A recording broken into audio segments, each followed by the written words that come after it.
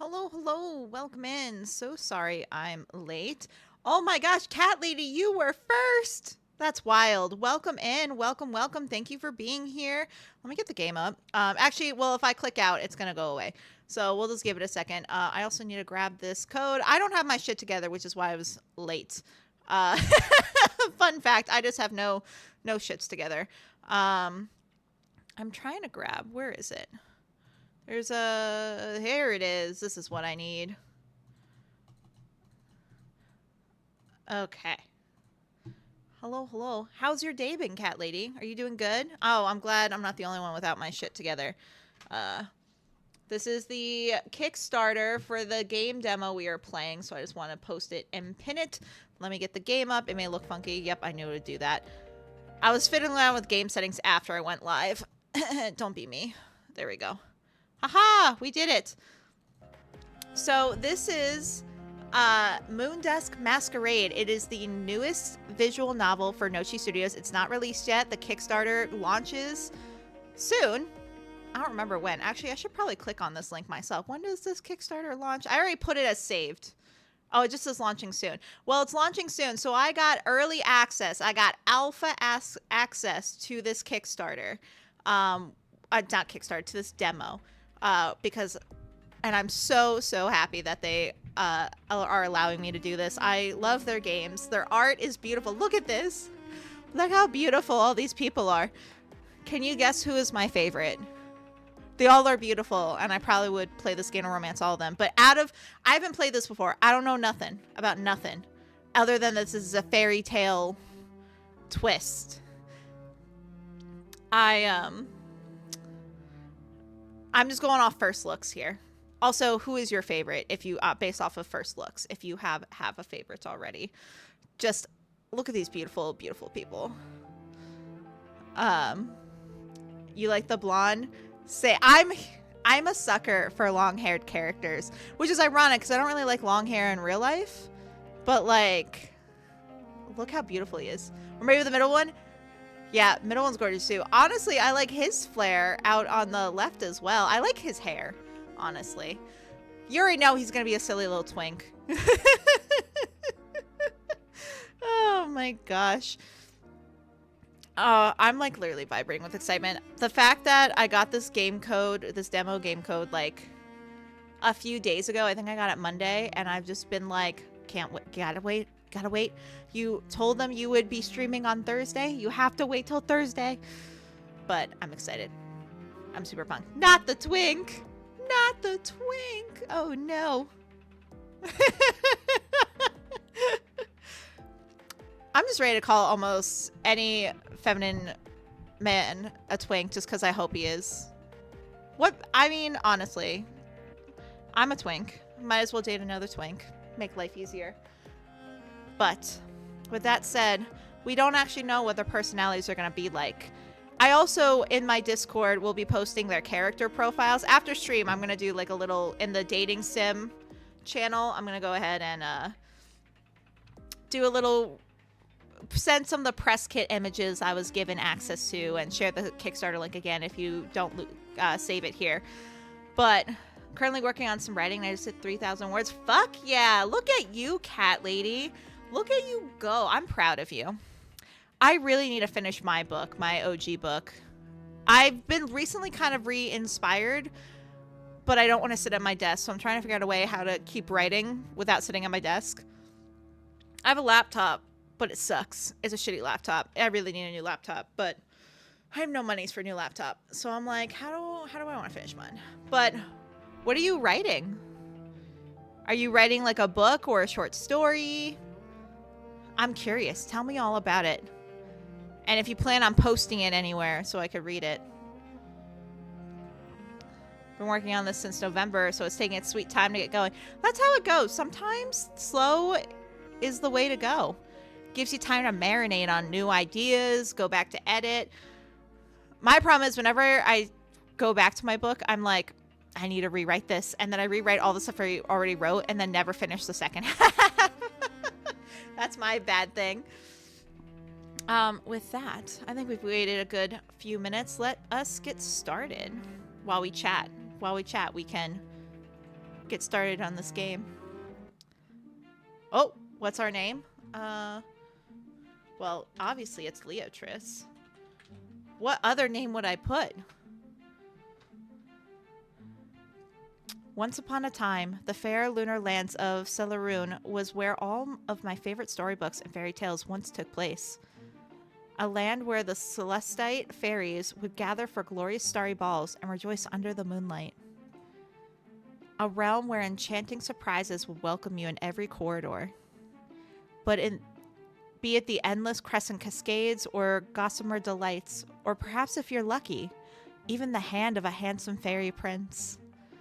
There was a time when I believed that I would someday find myself in such a world, one beyond the rosy fields of Vestium I once called home. And now, I wake up every morning in those lunar lands wishing I could reverse my fate. Leotrice, says Anemone. Oh, I love that name. I'm not 100% sure it was going to be a full-length novel, but it's based on a sign, a cemetery, and a tavern within a stone's throw in my town. Is it a horror novel? If it's horror, I can't read it. I'm so sorry. I don't do scary. But if it's like paranormal, but not necessarily scary, I could do it. Not that I'd read it anytime soon, but I just want to know I support you and would love to beta read anything you write. I need a writing buddy. Anyway, I need a writer to motivate me and me motivate them and us just have a symbiotic relationship, right? That's how it is. Am I using the term correctly? I don't know. But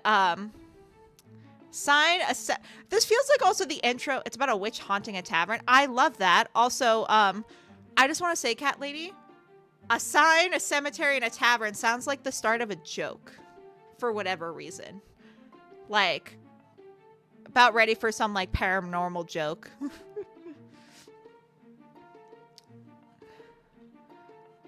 An enemy goes, Leotrice, where are you? I can't find my other dancing slipper. Oh, and then there's Briar. It does, doesn't it? It does. You should totally try and make a joke out of it. Maybe that be your starting line to the novel. And then we got Briar. Leotrice, I need you to finish combing my braid out. Oh, and my hem needs mending. My brooch tore it again. Are we a maid? Oh, wait, no, I think... See, here's the thing. Did I read the synopsis for this visual novel? Yes. Do I remember what I read? No. My ADHD at its finest. I forgot. This is a Cinderella retelling. I'm so sorry. I'm so bad at promoting shit, but isn't it fun to rediscover things together? I can't believe I forgot. Like, man, are we a maid? Actually, yes and no at the same time. We're Cinderella. Hold on, let me see if I can copy paste the first line in here. Yeah, totally. Share that shit. An enemy continues, Leotrice, where could you have possibly hidden that other bloody slipper? Didn't you hear me? Asked Briar. You need to bring the needle and thread now. Leotrice! I'm not actually going to scream into my mic. Oh my god, Leotrice! This is my life now. A life of servitude in the court of Moondusk among the Celestites.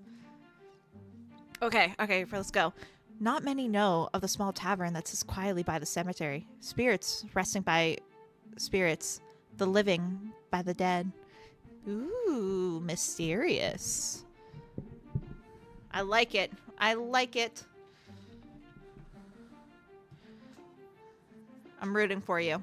I believe in you. You got the skills and the time to finish this book, and I hope you have fun writing it. It sounds really good. I appreciate you sharing your first line. Ooh, I feel special. The fairies here say that I should be grateful for having been spared and taken in instead of being banished back to Vestium after the Chroma Wars. There was war?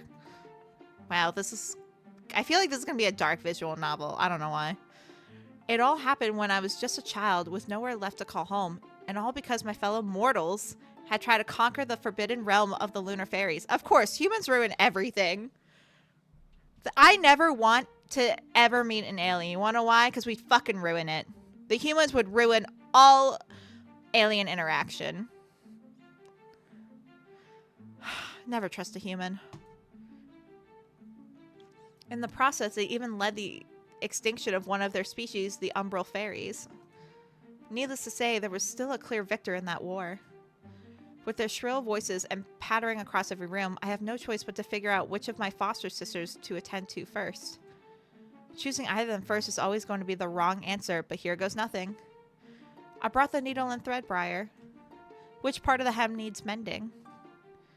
All of it, Briar responds. Really? I keep looking at it, and I never realized that you left it uneven. Just look at that raw edge right there, see? No matter how many times I stare at the hem, all I see is my delicate needlework among a perfectly scalloped edge. Are we looking at the same spot? I ask, because I don't see any. Well, of course you don't, Briar interrupts. You just don't want to take any responsibility for it. I knew I should have just pushed Mom to have the tailor take care of it. Why she insisted upon letting you put your grubby hands on it, I will never know. If only Lady Redora could have stopped clenching her purse as usual, but I've lived long enough with the Oberstaries to know that'd be the real fairy tale. Honestly, the last thing I need is to be looking like I've been caught in the wind yet again, right as Prince Calon will ask me to. An enemy interrupts. By Cosmia's fate, Leatrice! Clad in crinkled satin, an enemy comes crunching in and yanks me by the arm. Are you spellbound, or do you think you could simply get away by ignoring me? Bruh, I'm with your sister right now. Fuck off. I don't like tug-of-war. Also, yes, I just opened a can of soda, if you heard that. The carriage has already arrived, and I still can't find my dancing slipper. What do you think Mother will do when she sees that I'm not wearing the diamond pair she bought for me to match my mask? Did you check under the bed? I asked. That's where the ruby slippers were last time. Girl, you didn't even try to look for it yourself? An enemy goes, well, You go check for me. I've already looked everywhere, and I'm frazzled as it is. No, Leatrice, says Briar. You need to fix my hem. How about you wait till after I find my slipper, asks an enemy. How about you wait for once instead of always going first, asks Briar. Ahem. It's following a woman named Elaine, love that name, by the way, who has grown up in her family's tavern, knowing one day she would take over. It's been rumored to be haunted by a supposed witch, Isabel Crowan, who is an ancestor of hers, but she is a strong non-believer, unlike her father. Okay. Interesting. I'm for it. I'm for it. So, like, are we gonna have like the witch and Elaine? Are we gonna have Isabel and Elaine like be enemies? Like, or yes, I'm a simp. Or are we gonna have a tragic love story, lesbian lover thing going on? Because I have read a few webcomics about a human and a ghost falling in love, and you know what? I am all for it. Does it mean I get a happy ending? No. But that's okay. I love drama and tragedy. Give it to me. I will not be disappointed if there's no romance, by the way. I do read books that don't have romance in them. It's rare, but it happens. I'm kidding. I read all kinds of shit. But I'm just curious. I want to ask you so many questions. Just know that I love you, cat lady. No matter what shit it comes out of my mouth. An enemy goes, how is that possible when it's always you who's... Darlings, Lady Redora interrupts. Please, the carriage is already here. You both best be making your way to it now. The last thing you want is for the Meadowberry sisters to steal the first dances with Prince Calon as usual. Says it goes an enemy. I'll be ready in a moment's breath. As will I, mummy. I wouldn't dare let Lavender Meadowberry take my spot again, says Briar. You'll still have to wait for the second spot once Callan asks me first, though, goes an enemy. I will not. Darlings, goes Lady Redora. Carriage now. Your father is waiting. As for you, Leatrice, With a sharp breath, Lady Redora points a single carmine talon at me. I know I should be afraid of what's to come, but surely it's nothing I've seen before from my so-called foster mother. That is, if she even cares to call herself that anymore. I have a plot twist in mind where it turns out instead of being her great aunt from the 1700s, she turns out to be her grandma. Oh! Okay. Oh, I missed the ancestor part. Or I read it and then I completely did it out of my mind. Never mind. I'm so... Cat Lady, I don't know how you deal with me, honestly. The fact that I cherry-picked your description before. My bad. Plot twist. I like the plot twist. I kind of like the familial thing going on. Oh, this is going to be fun. What inspired it besides the, you know, the local spot in your area? Did something else, like, make you want to write about, like, a familial connection? You know, like an ancestral, like, novel? I'm always curious about those. Is this another found family thing? She needs help clearing her name. Ooh, a mystery. I love that. I love that. Interesting. It's been a while since I've read a mystery. I used to be obsessed with mystery novels. Like, that was my shit in middle school. And then high school, I had an obsession like everyone else with dystopian novels. And paranormal ones. College, I was obsessed with reading what was the genre?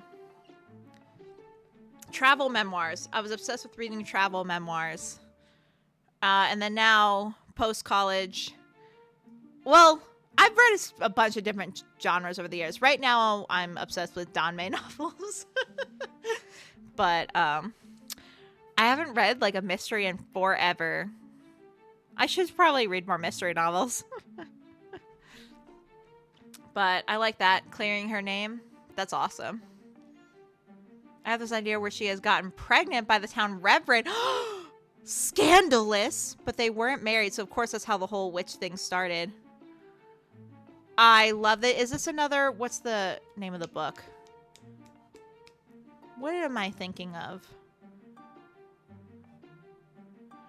It's, Oh, I'm gonna go past it. I'm not gonna remember. Anyway, that sounds interesting and I love it. Crucible, yes! Thank you, thank you, thank you. I was like, starts with a C, but I cannot quite remember the name. It gives Crucible vibes. I love it. I'm all for it.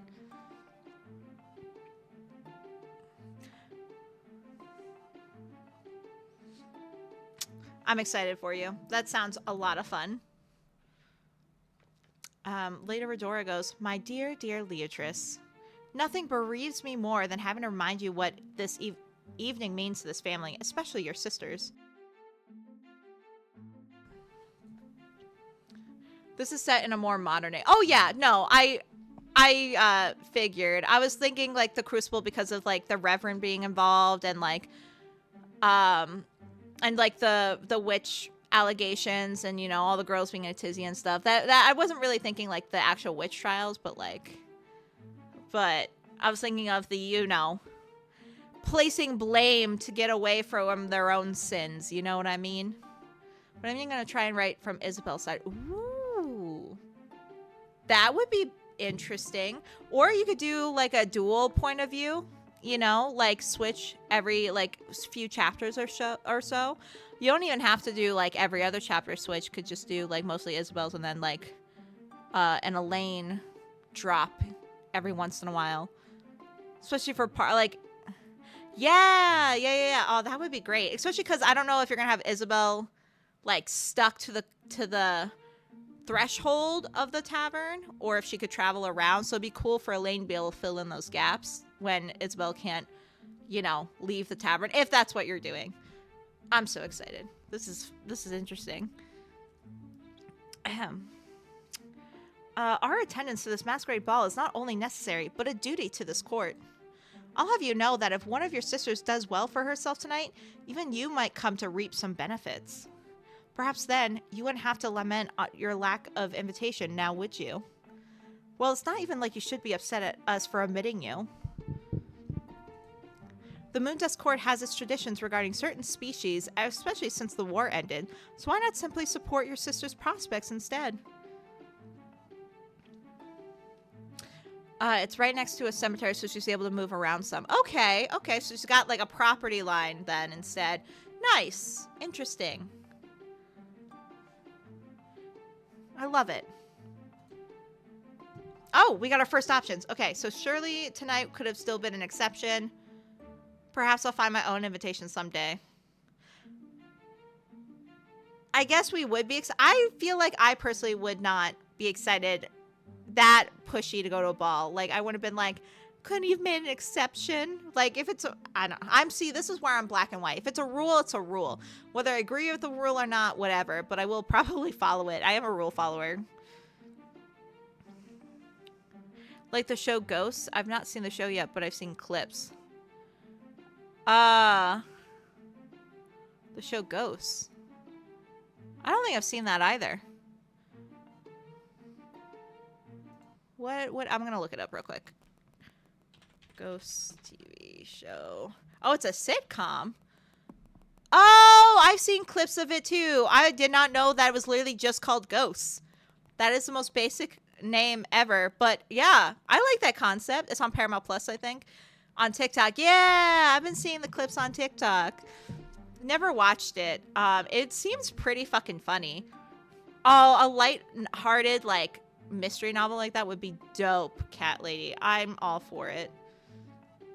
Anyway, as I was saying, I think perhaps I'll find my own invitation someday. Planning on getting it for the show. Ooh, nice.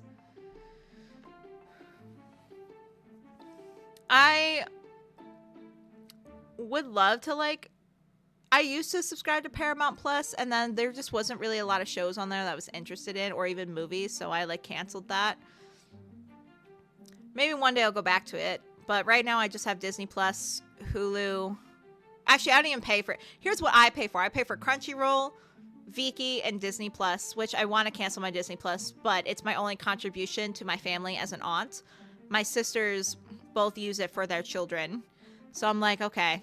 I may not be there physically, but I'm there in spirit whenever you turn on Disney Plus. So I have it for them. Otherwise, I'd cancel it. And then my family pays extra, and I have a profile for their Hulu and Netflix. So I am a nepo baby when it comes to Hulu and Netflix. I'm still being helped by my parents in that way. But yeah. That and Apple TV. Apple TV sometimes has good shows that I want to watch, but, like, not enough for me to, like, fully subscribe to it.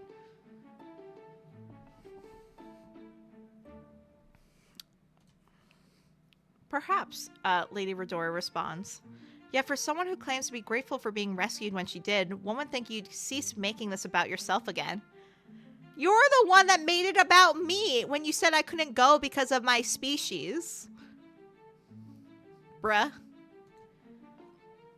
With the current negotiations in place, I hardly doubt the court has any plans to change their stance on mortals and bestium anyway. You're not about to say that you miss that wretched place, do you? One would reasonably miss anywhere they once had pleasant memories in, I reply. Good, we better be fucking sarcastic. I have the Hulu Disney Plus bundle, Crunchyroll, Netflix, but I'm planning on canceling Netflix once Squid Games is done. See, the only reason I use Netflix so much, to be real, is because of K-dramas. They have some of the best K-drama originals. Like, Netflix, like, that's what I have Viki for. Viki is for not just Korean dramas, but, like, Asian dramas in general. Netflix, though, has, like, started, like, being a good, they will never be as good as Viki, but they have some really good shows on there, and they release some new ones. I know they have a few K-drama projects coming out soon, and I'm just like, I can't ever leave Netflix, because unless they ever stop investing in, like, Korean dramas, I probably would stay sub to Netflix just because I needs them. I'm actually watching a K-drama now on Viki called Love Scout. So good. I like my nostalgia, so I can't drop Disney Plus. That's fair. I find that I just haven't watched a lot of Disney stuff lately, and the few things I do watch, I actually already have on DVD. I figured, like, I could always just, like, thrift a DVD of, like, a movie or show I like. Except for, like, the hard ones to get, like, American Dragon, Jake Long, or, like, Kim Possible. It's just, like, I feel like I don't use it enough to justify paying for it. That's why I only continue to pay for it for my, my nieces and nephews. I'm never around, so they can feel my spirit when they when they use Disney Plus.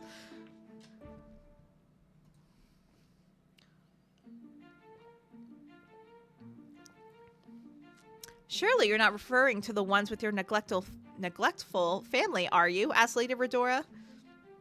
The ones who would rather let you starve than to stop invading our realm's portals? You've made your point, milady, I interrupt. I don't need the memories. Well, good, she goes, because I wouldn't want you to be recollecting anything shocking. In fact, consider it a blessing in disguise that you won't have to be subjected to tonight's gossip. I don't have a space for a ton of DVDs. That's fair. I am a media hoarder. I am. I'm actually trying to get rid of a few things because I'm planning on moving when my lease is up in June. I've been trying to sell a lot of my books on like Pango Books, so I have I think like 50 books listed. I've had 10 sold already, which is awesome, but I'm like, these are books I'm not going to reread, or like I like them but not enough to keep them. So I was just like, I should start selling them. There's nothing I want to get rid of from my DVD collection though. My DVD collection's fine. I do want to kind of condense my K-pop collection though. There's just some groups I listen to them, but I don't actively like buy merch for them anymore. And I'm like, do I really need this? So we'll see. I gotta figure out where to sell those stuff on because I don't want to download Macari again because it pissed me off. And OfferUp sucks. It'd probably have to be eBay. I don't want to deal with eBay, but it is probably the preference.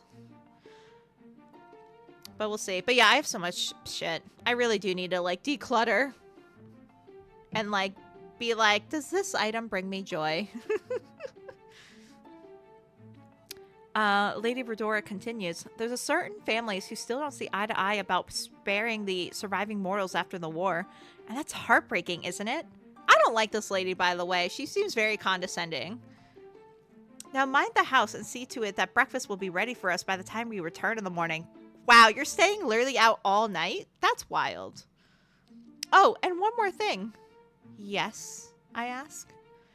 An enemy wants milkberries with her morning porridge. Freshly plucked. Of course the bitch does. With that, Lady Redora dons her plumed mask and struts out the door. As soon as the carriage disappears into the road, I finally come to my senses. Freshly plucked? As if I didn't pluck milkberries yesterday. Holding my tongue, I pick up my basket and march straight to the garden. Milkberries. Why milkberries? I really hope this time I don't get stung again. I cautiously approach the capricious little sapling in the corner who already seems to know why I'm back yet again. As always, it starts coiling into a spiral and shakes its bulb like a rattlesnake. This plant moves. I don't like it. I don't like it. Oh no, not today. Although if I'm being honest, you'd be the least venomous creature I've had to deal with this evening. Whoop! Love that. Setting my basket aside, I kneel down to figure out my proper angle of attack. When it comes to celestial flora and fauna, the rule is always to assume that everything is looking for the chance to outwit you. Or rather, to mainly outwit mortals. Let's see, I suppose I could try the calyx this time. The sapling is already shaking its head at me, but it knows I won't give in easily. As I reach in, I notice something sparkling from the moonstone blossoms nearby. Oh? What's happening over there? To the sapling's relief, I head towards the delicate light where a crystal envelope rests on the blossom's luminary petals. So it is an envelope of some kind, but for whom? I can't tell what it's made of, but the paper keeps catching the moonlight just like the blossoms. Do you think it's because the paper itself is made of moonlight? Asks a random stranger. A voice. Honestly, I'm not quite sure. Oh, I go. I stop at once, but I don't see anyone else in the garden. Where did that voice come from just now? From the messenger, of course, says the voice. Down here, Leatrice. Down by the door, I ask. No, down here, right beside you. The largest moonstone blossom unravels its leaf on my hand. They said I'd find you here to deliver your invitation, and I believe I just did, says the flower. My invitation? To where? To the Moondusk Masquerade Ball, of course. Didn't anybody tell you that it's tonight? I keep waiting for someone to come out of the bushes, but there's no one here but me and my one very loquacious flower. I take it this is your first time to the ball, Leatrice? Asked the flower. They say tonight is going to be a special one, perhaps even fortuitous. Prince Calon is expected to choose at least potential suitors to dance with. That's 3 dances, 3 chances to lose yourself in those midnight eyes. Those brooding eyes, you mean? I've seen an enemy in Briar's sketches of him hidden under their pillows. Oh man, girls. Please. Well, they say he might not be so brooding once a special guest arrives tonight. The flower keeps gleefully pushing the letter towards me, its petals rustling under the shimmering moonlight. Go on, it's your time, Leatrice. I feel like an enemy would not would do a prank like this, would not waste time on the actual night of the ball. So this has to be a mistake. Oh, how come? Asked the flower. You are Leatrice, right? The foster daughter maid of the Oberstari house? Well, more or less, I reply, but I'm also a... You're a what? Asked the flower. I'm also simply under the impression that guests like me aren't allowed to attend. Or has that rule since changed? No, not exactly, says the flower. But since when have their rules ever applied to creatures like us? What they won't know won't hurt them. For now, that is. Then again, the war has left my petaled friends with some choice opinions about Celestites anyway. I never realized that the fairies also waged war with their very own flora, I say. Well, that's a tale for another day. I should consider myself lucky that you're paying this much attention to me, but it'd also be a menace if I don't send you off already. As much as I'd like that, I don't have much of anything, let alone for a ball, I say. Unless you consider a basket a respectable accessory? Oh, Well, how about I sort that out for you? Asked the flower. That way, you can't give me any more excuses. This flower's like, bitch, you're going to that ball. Come hell or high fucking water. You can't say no to me. I'm a magical flower. Now, all you have to do is pluck one of my petals. You want me to harm you? Masochist? Won't that kill you, I ask? Nonsense! I'm a strong one. I feel like I could see its leaves being moved like arms, like doing like a Wonder Woman pose. Superman pose. Now, just pluck a petal and fold it into the letter. Then, hold it out to the moonlight, and before you know it, the second I give my offering to the moon, thin silver whiffs start binding onto my clothes. A euphoric light soon overtakes me, adorning me in a silhouette made of stars and tiny moonstone blossoms. It's not until the flower gives a delightful laugh that a glittering mask graces my face and seals my fairy disguise. It looks like someone's finally ready, says the flower. I'm quite pleased with your mask. I'd say it's lovelier than any of mine.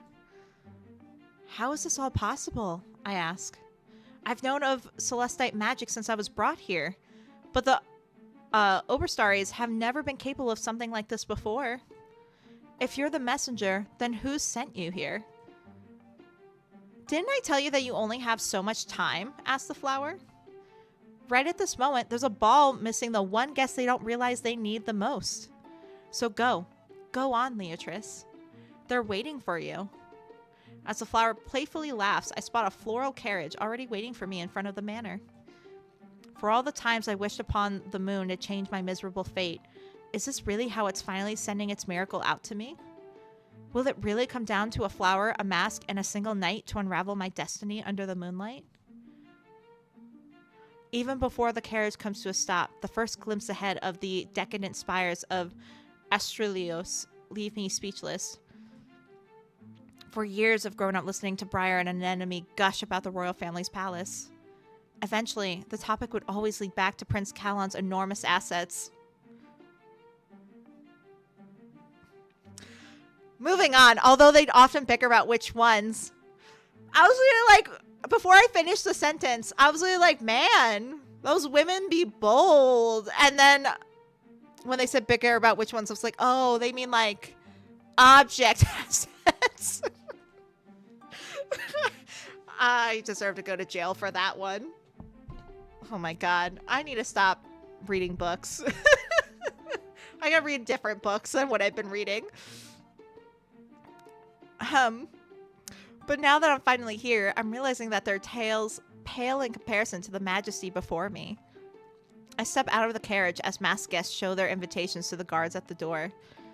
Not taking chances, I wait until they're busy with another family for me to glide past them and head for the silver stairs inside.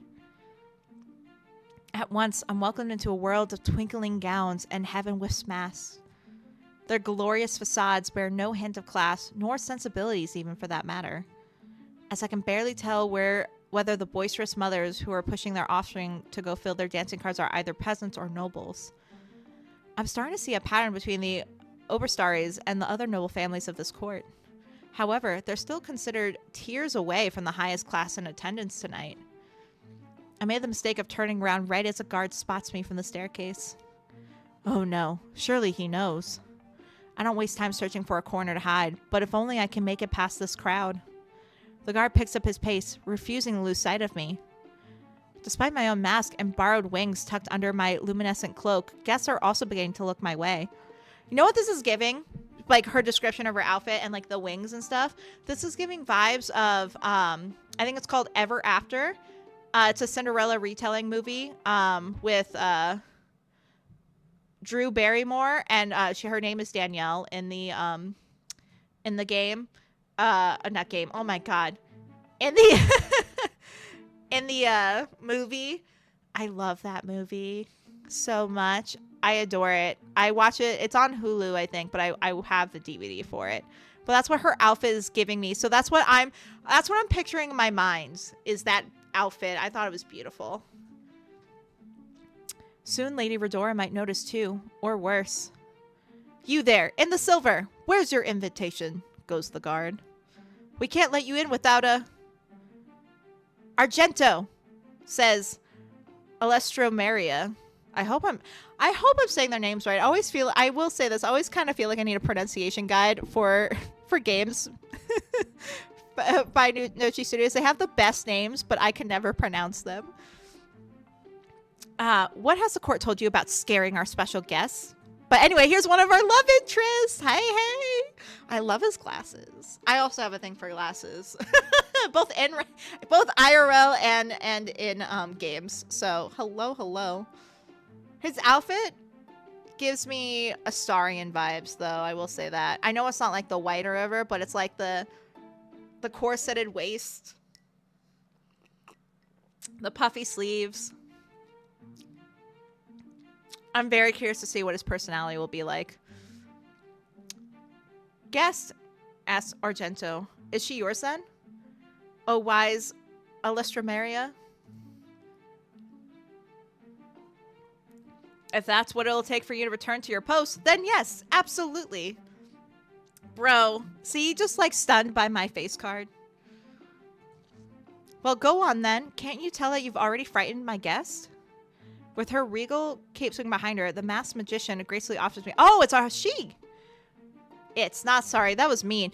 She's a she! That's amazing! Oh my god! I'm in love. I love her even more now. Holy shit. I want her. See, I called him when I originally called, when I thought she was a he, I called him a twink. I was like, yeah, that bitch is gay. See, okay. I promise I did read the description of the game before playing, but my ADHD, I just didn't remember it. And honestly, I kind of prefer it that way. I like surprises. I like going in not knowing shit anyway. Fuck, I'm head over heels for her already. She's my number one. I haven't even met the others.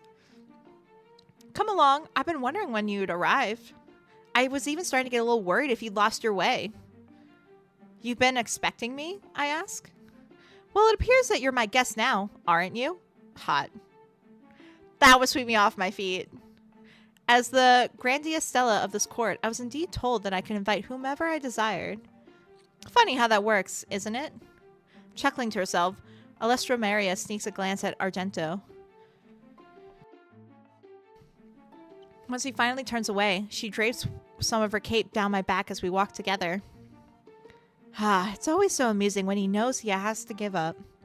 As you see, there's nothing fearsome about Argento. You simply have to know how to give him your most affirmative voice, and he'll assume anything you say has come from His Majesty's orders. Or mine. It's amusing to watch the expression he makes whenever you say it, although yours is quite a sight as well. Why so surprised, my dearest guest? Are you my flower? Shouldn't you be returning to royal family? I'm 100% going to flirt, even though it's not really a flirt. It's an actual question, but I know she's going to take it as flirting. And be like, are you my flower? Just be like, yeah. Are you my flower? I ask. Am I your flower? Asks Alestromaria. Are you trying to tease me about my name? I'll have you know that I'm quite fond of it, so much so that I'm curious to know what it'll sound like when you call me by it. I'm dead. I'm dead. Oh my god, take me.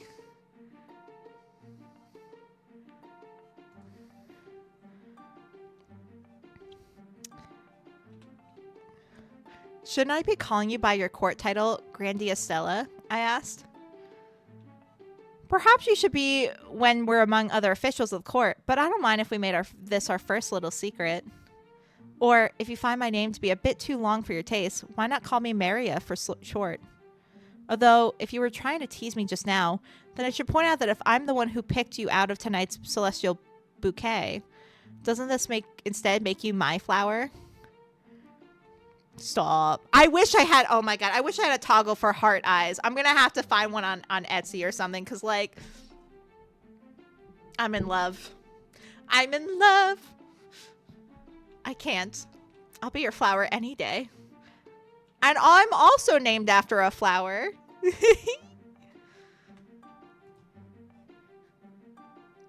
Well then, we should make haste, says Maria. I'm sure that Calon will appreciate the introduction. Wait, you don't mean the Prince Calon, do you? I ask. Well, of course it's him, she replies. There's only one Calon in this region, and he's currently off in a corner, severely lacking in stimulation. Somebody needs to get that prince to see the light, and I decreed that it should be you. No, I want you. Don't pawn me off. Am I dreaming? I couldn't possibly have heard her say that I'm going to be the one to save his knight. As we cross into the labyrinth of masks, my world only becomes more surreal. Surely this must all be one feverish dream. Otherwise, how am I supposed to believe that Prince Calon will spare me a greeting tonight, let alone a conversation? And then what? Will he suddenly get down on one knee and propose to a mortal maid before this judgmental court? I can't even let myself believe that the Abastaris would set this up for their own cruel amusement. But who else would do such a thing? While offering smiles to the other guests, Maria soon leads me to a corner swathed in silk curtains and marble pillars. My eyes first wander to the kingly fairy masked in gold, and is a wreathful queen as a servant offers them each a chalice. And brooding beside them in the midnight cloak is... That's really Prince Calon? I ask. Now I'm certain that this is a dream. Why only a dream? Asked Maria. A magician's senses never lie, and this one's never been wrong when it comes to reading between the lines. Before we go any further, Maria gracefully takes it upon herself to straighten my outfit. All you need to know about addressing His Majesty is one simple rule. You must never assume that you'll always have the last word. When it comes to Calon, however, perhaps you could tempt his mood a little. My options are, what would make you tempt fate? Or, I'm so nervous that I wish this really was a dream. What would make you tempt fate? Well, I don't mind a little temptation every now and then, but being the kind of fairy I am is both a blessing and a curse, Maria replies. As a magician blessed by the flower clock in the heavens, I know too much to ever be surprised and too little to ever be wholly satisfied.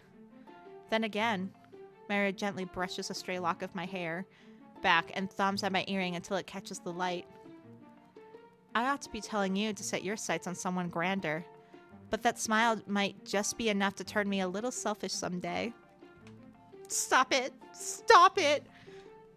I want her! I need her! Be a little selfish. I don't mind.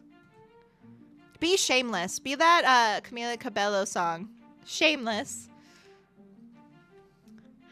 If such a thing were to ever happen, then I'd be asking for a delicious sort of danger. Now would I? Maria finishes off by gently flicking the pearls hanging off my mask. There. Now you look perfect.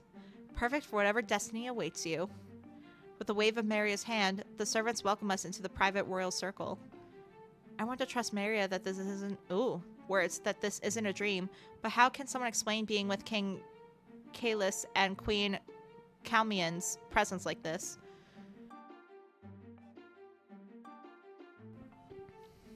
I'm even well aware that not just anybody gets to meet with them at their leisure.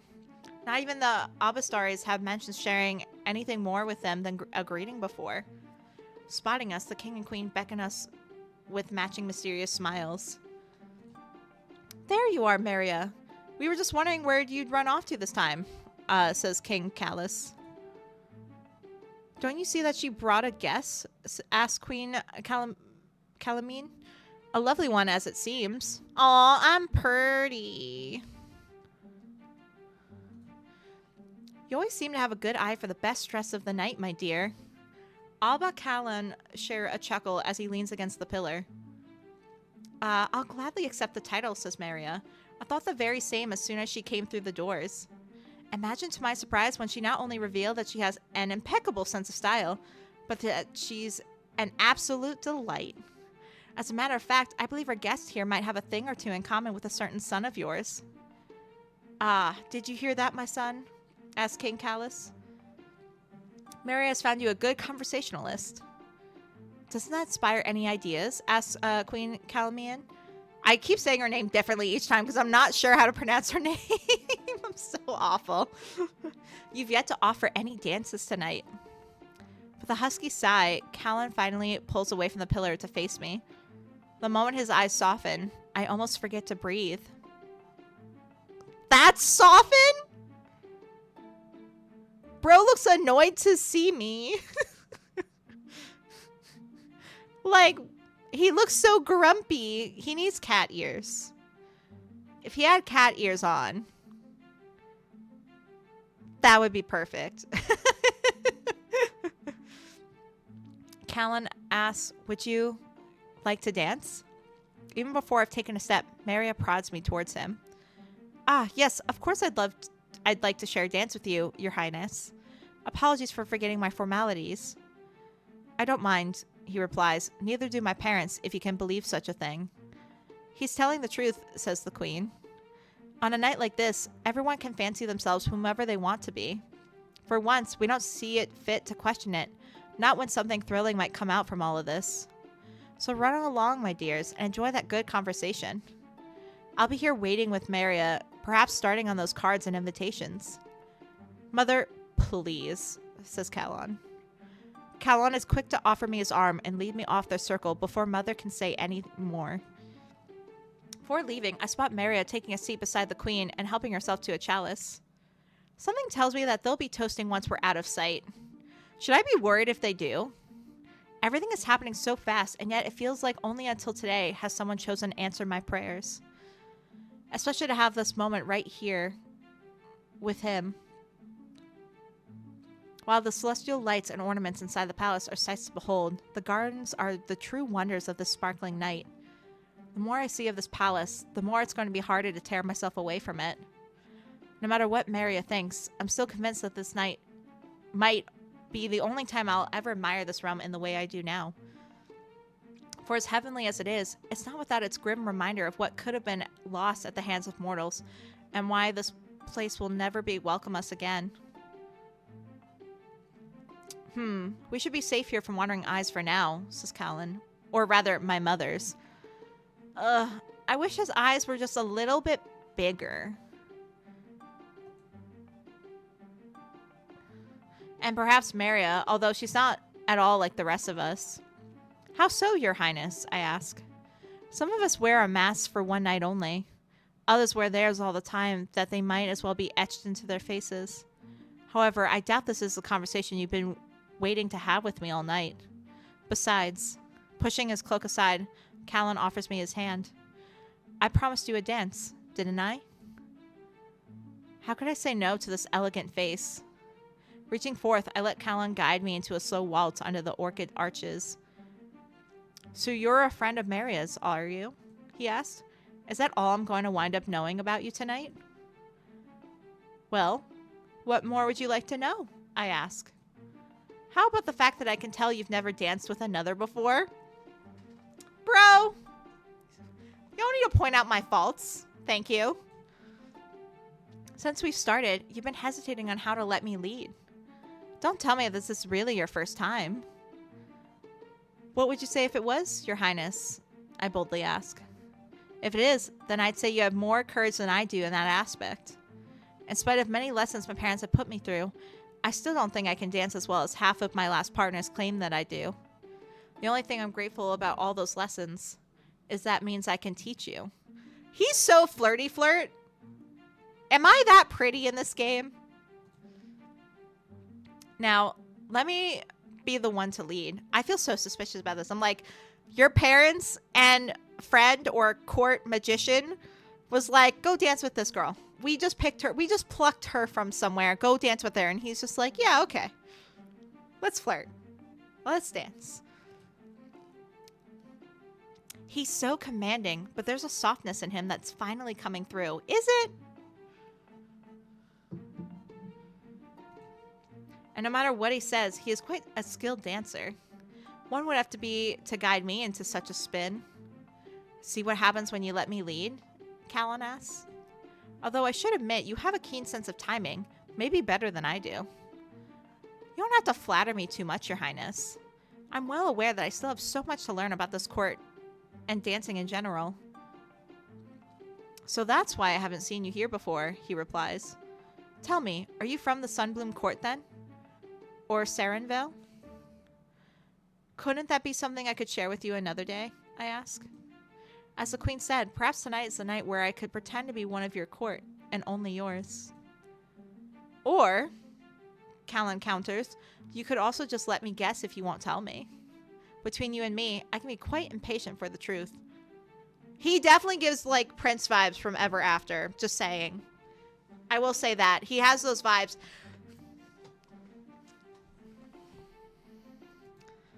Is that all you're impatient for, Your Highness? Oh, God. Callan stops our waltz, but he only grows more intense once he sees our hands still intertwined. Even the Lunarian roses have stopped rustling around us, as if waiting to listen for his next words. Contrary to what this court says, I'm not here to make any promises to anybody. Oof. All right. Not to myself, nor to any betrothed. Hearing that, somehow this garden seems more lifeless than when we stepped into it. Oh? What else was I expecting him to say? Even I know that'd be asking for too much, too fast. But then, why does my heart still feel like it's shattering? I take it even you've heard the gossip in the little time you've been here? He asks. I shouldn't be so surprised. Since the war, it seems like everyone's been waiting for some new beacon of hope or change. But instead of asking me of my plans to protect this court, they'd rather ask me about who I'm going to marry. What if marriage has always been the last thing on my mind?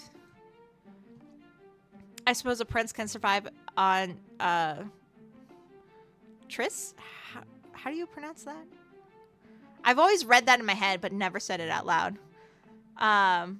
Affairs. Can survive on affairs. We can subwords. Don't you ever want to know how it feels to fall in love? I'm going to ask that one. We're going to be romantic here. Oh? I ask. But don't you ever want to know how it feels to fall in love? Now I'm curious to know which court you're really from, he replies. Even then, most monarchs have rarely ever been brought together by love rather than power. At best, they'll manage to learn how to use each other to get their way. Now, that's one thing that makes us no different even from mortals. That's two things that mortals have in common with Celestites, then. Despite what they say, I know they still believe in the importance of love. Is that what you really think? Callan asks. Well, don't you think that every creature should experience love at least once in their lifetime? I counter. Perhaps if more creatures could ever experience such a wondrous thing, they'd realize the real magic they're capable of.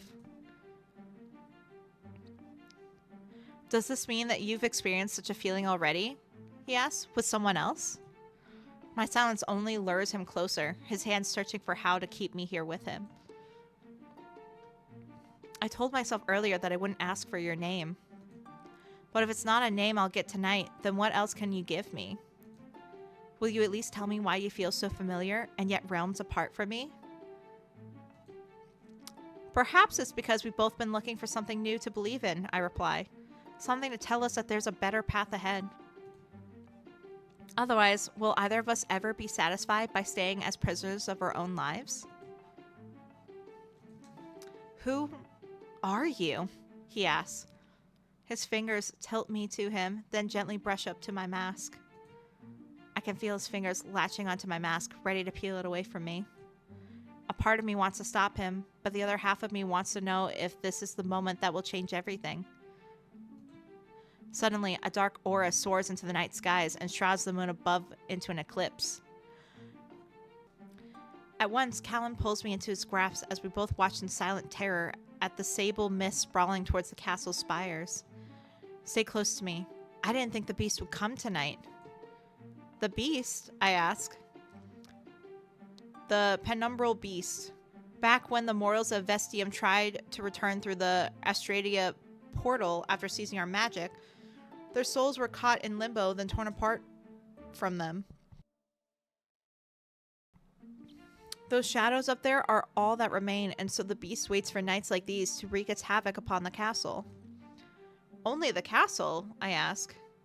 If we don't stop it, it could very well try to attack the villages next. I suspect the other guests have sensed it too by now, and my parents as well.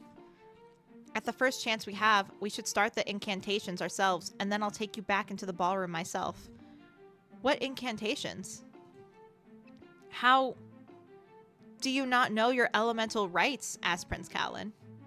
As Callan towers over me for an answer, Marriott comes rushing out the doors with the king and queen in tow. Shouldn't the king and queen be inside where it's safe? Soon, more of the guests come pouring from all sides of the castle. The penumbral beast has returned, says since King Callus. Callan, my son, you must lead the rites. Summon the knights as well, especially, Lear. He should assist you. I hope I'm pronouncing his name right. I should have asked for pronunciations when Nochi Studios gave me the info for this game. Why Lear? Asked Callan. I'm already going to commence the rites myself. I'll be finished by the time he decides to join, if he even does. Oh, by the way, he's our third and final love interest who I'm excited to meet. We have plenty of other guests should we need them to help us craft a shield. With the other Celestites rushing into the garden, I'm beginning to lose sight of Callan. One by one, they're quick to reveal their majestic wings and summon the moonlight at their fingertips. All the while, I realize that it's only a matter of time before Callan expects me to summon a light that I can't possess. While not all fairies have as strong of an affinity for the moon as Celestites, they can all still make contact with it. Only mortals can't, no matter how hard they wish to try. Surely once this creature is gone, Callan will want an explanation from me. If he doesn't, then there's no doubt that the king and queen will, and will have a punishment ready for me. Callan is so far away from me now as he leads the knights and guests in conjuring an oral shield over the castle. Somewhere in the crowd, Maria must be using her powers too. I want nothing more than to go back to them, even if it's just to say goodbye. Even if they don't understand, I want to thank them for encouraging me to take this chance. Because even if tonight wasn't about me finding my destiny, I still got to taste something that I could never have again. All of a sudden, a gloved hand pulls me straight back inside and drags me into the nearest corridor. Ah, stop! Let's go with me! Hello? And what? Let you ruin your precious disguise? Asked the stranger. Hello, sir. I can tell you've been putting a lot of effort into it, but it's still not enough to get past me.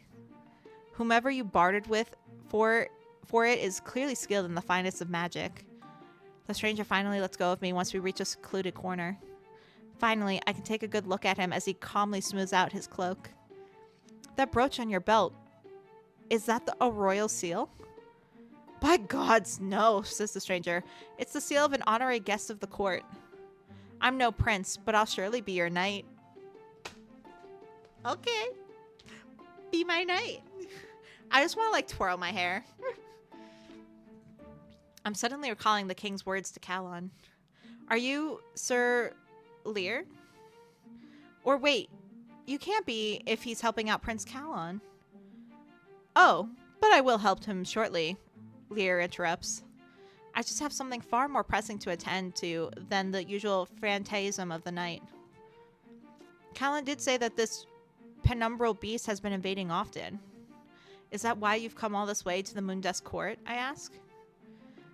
If you keep asking the wrong questions, you're only going to reveal your secret further, he replies. As it is, you haven't been doing a decent job at hiding your mortal aura from me. What more do you know about me? I ask. Not quite enough to satisfy my curiosity, yet. And from what I'm gazing upon right now, I've caught quite the lovely enigma in my grasp. Grasp.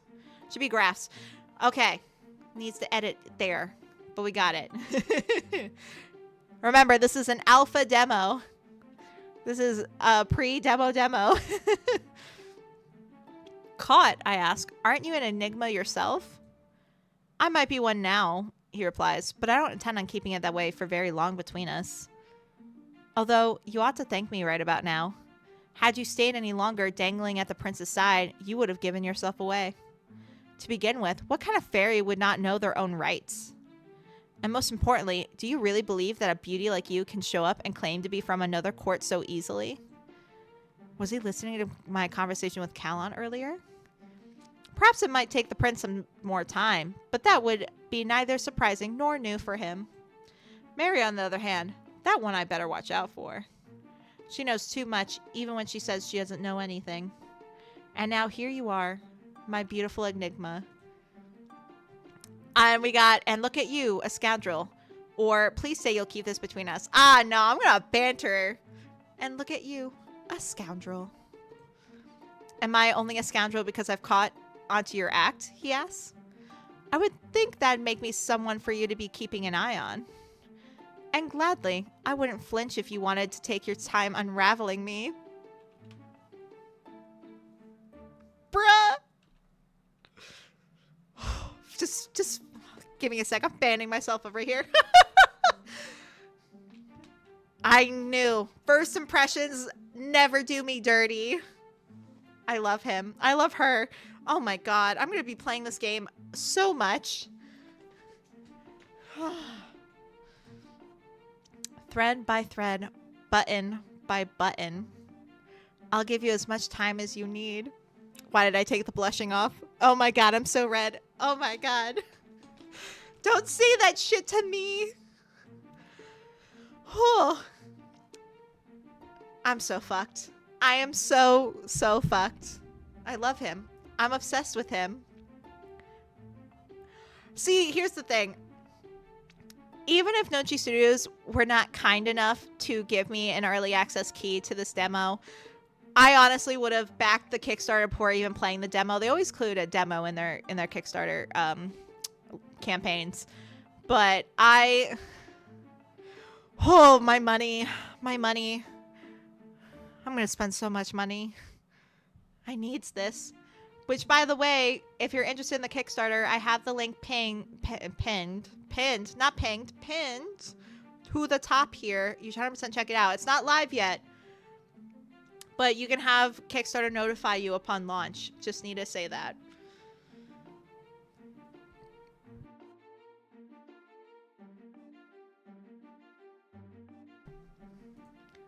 What kind of knight of the court are you really? I ask. The kind who is only bound to himself. It's for good reason, mind you. If you haven't noticed yet, even the nobility here pretend to be oblivious to their own wealth and privilege. Just imagine the other things they might be so careless about. And yet, they're so quick to lay blame on mortals. Isn't that strange at all to you, my beauty? Know what he also gives me vibes of? He gives me Zevran vibes from Dragon Age. Who I did romance. Origins, specifically Origins. He gives Zevran vibes from Dragon Age Origins. I will say that right now. Not just because they look alike. They flirts, the lot of them. Let me tell you something that you ought to have known before setting foot in here tonight. If there are any mortals left in these lands, they certainly wouldn't have found their way into this palace, not even as servants. Every sound around this castle makes you flinch right now, doesn't it? You can hear the crackling outside as they fend off the penumbral beast. But mark my words, that monster will keep coming back for as long as it needs to claim its retribution. What does that monster really want from this palace, I ask?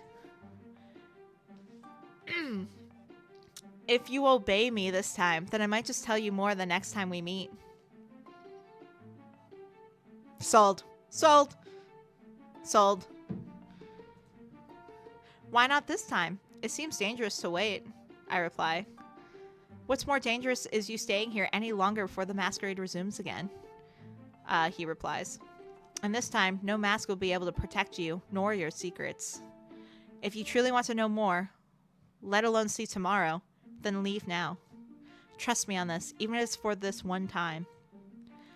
I wish I had more time to think, but I do hear something bursting outside, followed by a fluttering chorus of wings. Soon I'll hear footsteps once they make their way back into the castle, and then... Go, Lear says, while there's still moonlight. My only chance of surviving is by escaping the starry menagerie. For fate would have it, my short time as a Celestite has finally come to an end. I can't remember the last time I've run this fast without stopping. Perhaps it was once through the wildflowers of Vestium, and not at all while wearing a ball gown that is slowly fading into stardust. By the time I reach the manor's garden, my heart hasn't stopped pounding, nor fluttering. All I can do is rest among the moonstone blossoms as my mask finally fades away. Now I feel even more like I don't belong here. But how could I ever find my way back into that palace?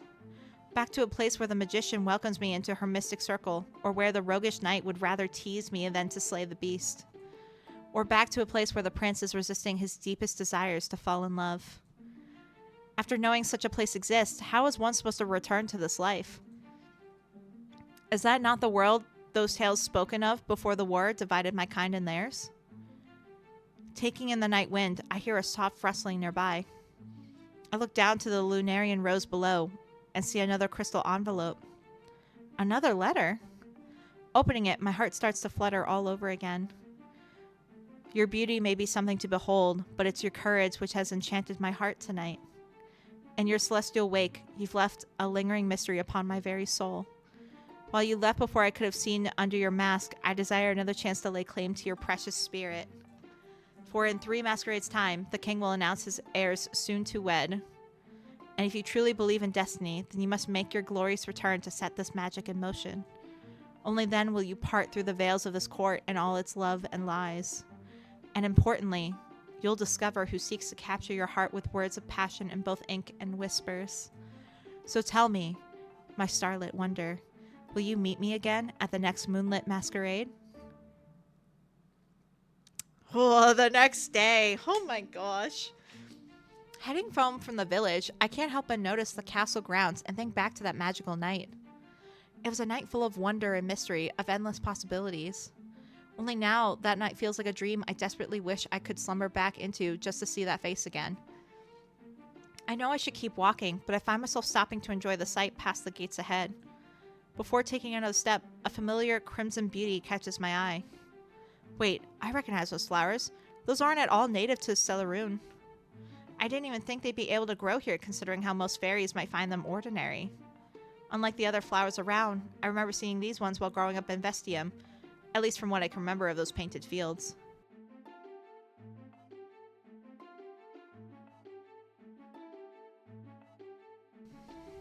But this kind, they used to grow wildly in the bushes outside of my family's cottage. Mother used to bring a bouquet inside so that our home would always smell fresh and sweet in those dewy mornings. If I had known that such flowers were also growing in Celeroon all this time, I surely would have tried asking his lordship and lady to let me keep some in my room. Then again, why would this royal family be keeping them in the first place? Reaching the gate, I try to get a closer look at the petals in full bloom.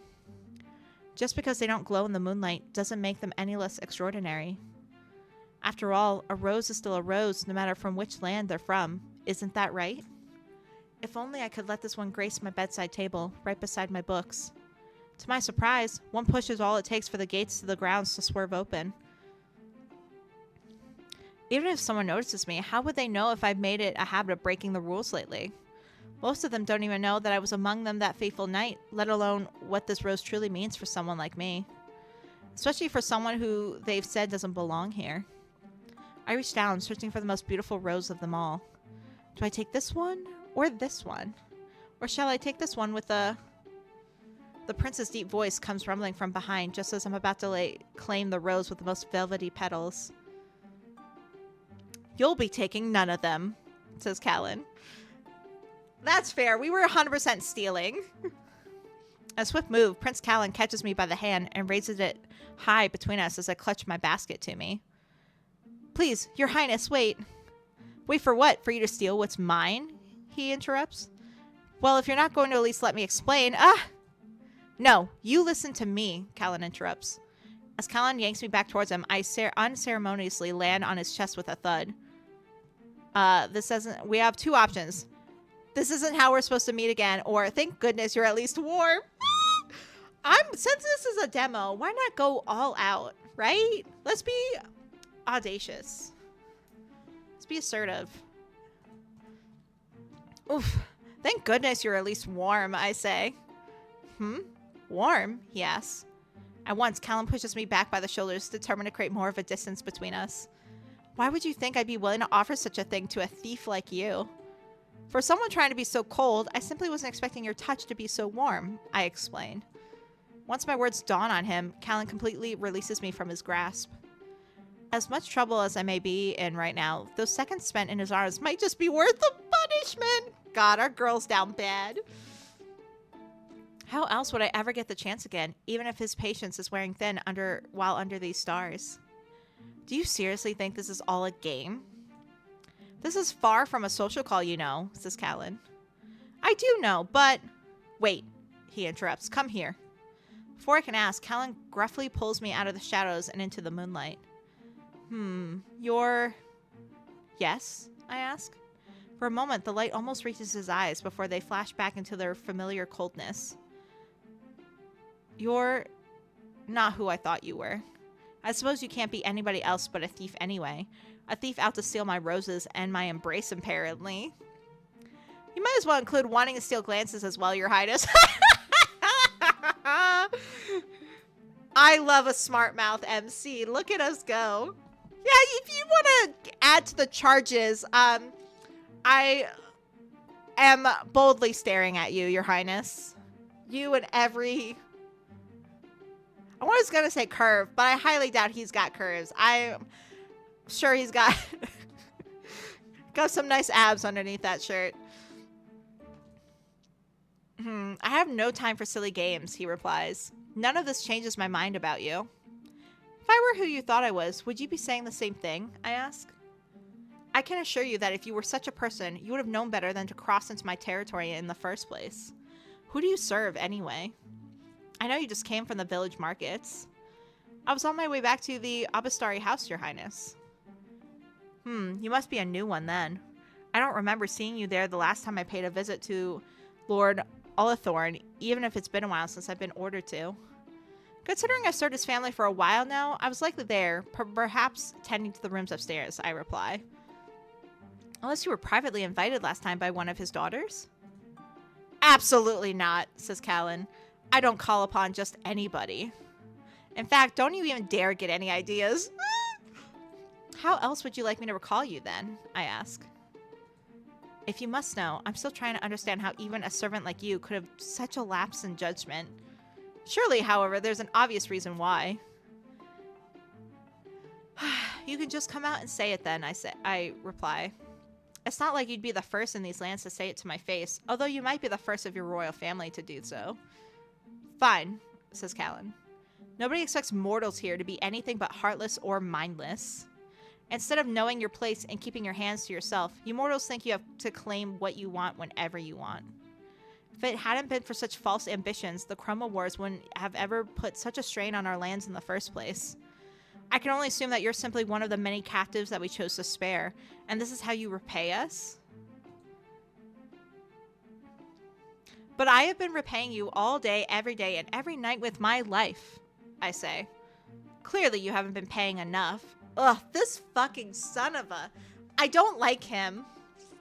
I honestly... Ugh.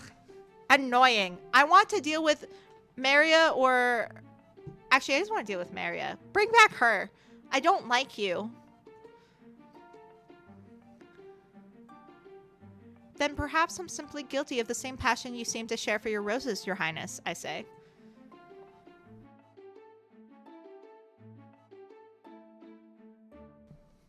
Would you really consider such feelings a crime?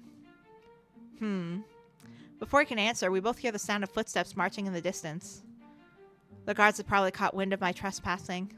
It's either that or the prince's parents can't stand losing sight of him for a minute. They're checking the southern courtyard first. Next, they'll start coming this way. Do you think you're fast enough to escape them? He asks. Unless you let me go, then I have no other choice but to run, I respond. So there'll never be a scenario where you'll accept the consequences? Callan asks. Considering your temper, I believe I have already. That said, I would do this all over again for a chance at a rose that reminds me of my homeland. As we're prepared to turn around and plan my escape, Callan doesn't waste time yanking me back to him. Where do you think you're going? We aren't finished here. What is it going to take to keep you away from what's mine? My options are, I don't think I could stay away. You could give me what I truly want, or you could give me a taste of your mercy.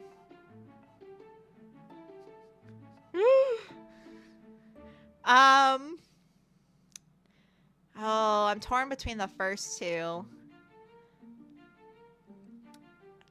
To be honest, he's not my biggest... I don't dislike him, but he's definitely my least favorite. And I know I said I was going to go all out, but I'm not really interested at this moment, especially when he insulted us for being fucking mortal. So, I'll just say you can give me what I truly want. Perhaps you can give me what I truly want. Backing towards the bushes, I can't help but run my hands gently along the petals. If this is my last chance of freedom, at least I want to remember how these precious flowers feel now, just as they did back then. And that's even if my innocent gestures seem to be stirring something other than ire from the prince. Do you really still think you can get your way? He asks. You really can't part with a single rose, I counter. I thought fairies wouldn't find such ordinary roses worth safekeeping anyway. That's exactly why I chose to keep them, says Callan. But why? It's not like I haven't been ordered to weed out common dandelions from the Abasari's garden before. Just because most of my kind don't care for Vestian plants doesn't mean we're all the same. Oh, but he lumps all mortals together. Fuck you. You see those gorgeous petals? Those calyxes? Perhaps they don't resemble anything like the roses kissed by our moon, but they clearly harbor an earthly and resilient beauty of their own. It's a beauty I don't expect for just anybody to understand. If only the rest of the court could hear you say such things, I ponder. But it's just us right now, isn't it? He asks. Crossing his arms, Callan rests against the tree to listen for the guards just beyond the glade. He keeps watching me, waiting for my desperation to send me fleeing from his sight. But like a flower to the sun, I turn to him instead. Why am I starting to think that you're here for something other than a rose? He asks. With the footsteps growing louder, Callan stops in his tracks. Get behind me, now. But your highness, didn't you just say? Get behind me, now, he interrupts. The guards are sprinting this way, desperate to find their intruder. Just before they emerge from the mist, Callan presses me to his back with a hand tight on mine. There you are, your highness. Have you seen them? Asks the guard. Seen who? Callan replies. The gate was broken into just now. We've yet to catch them, but we suspect they might still be nearby. Isn't there a chance that it was all just some town scoundrel like last time? Asked Callan. Careless peasants, always playing games and tossing sticks into my rose garden. Peasants or not, responds the guard. We should still be keeping an eye out, your highness. We don't want the villagers thinking that these grounds are public, much less for their mortals to be getting any ideas. Oof. I wonder if it's too late for that, says Callan. What was that, your highness? Nothing. Nothing that would aid your efforts, I suppose. He says it's nothing, but his touch is saying plenty. Not just on me, but on the roses, too. Holding me in place, Callan turns his body just enough for the guards to cast a glance at the unassuming bushes. I think you'll find that there's no one here but me. If there were, you best know I would have taken care of them myself. That is, unless you and your men dare to question my capabilities. No, not at all, your highness, the guard replies. We just can't take too many precautions in these times, as you're well aware. Well, if anybody's still here, I'm sure they'll be trying to hide out near the southern grounds, says Callan. Go make sure that they stay away from my mother's lunaria roses in the chapel, will you? Of course, your highness. You heard him, men! To the chapel! Both Callan and I wait silently for the guards to storm off in the line.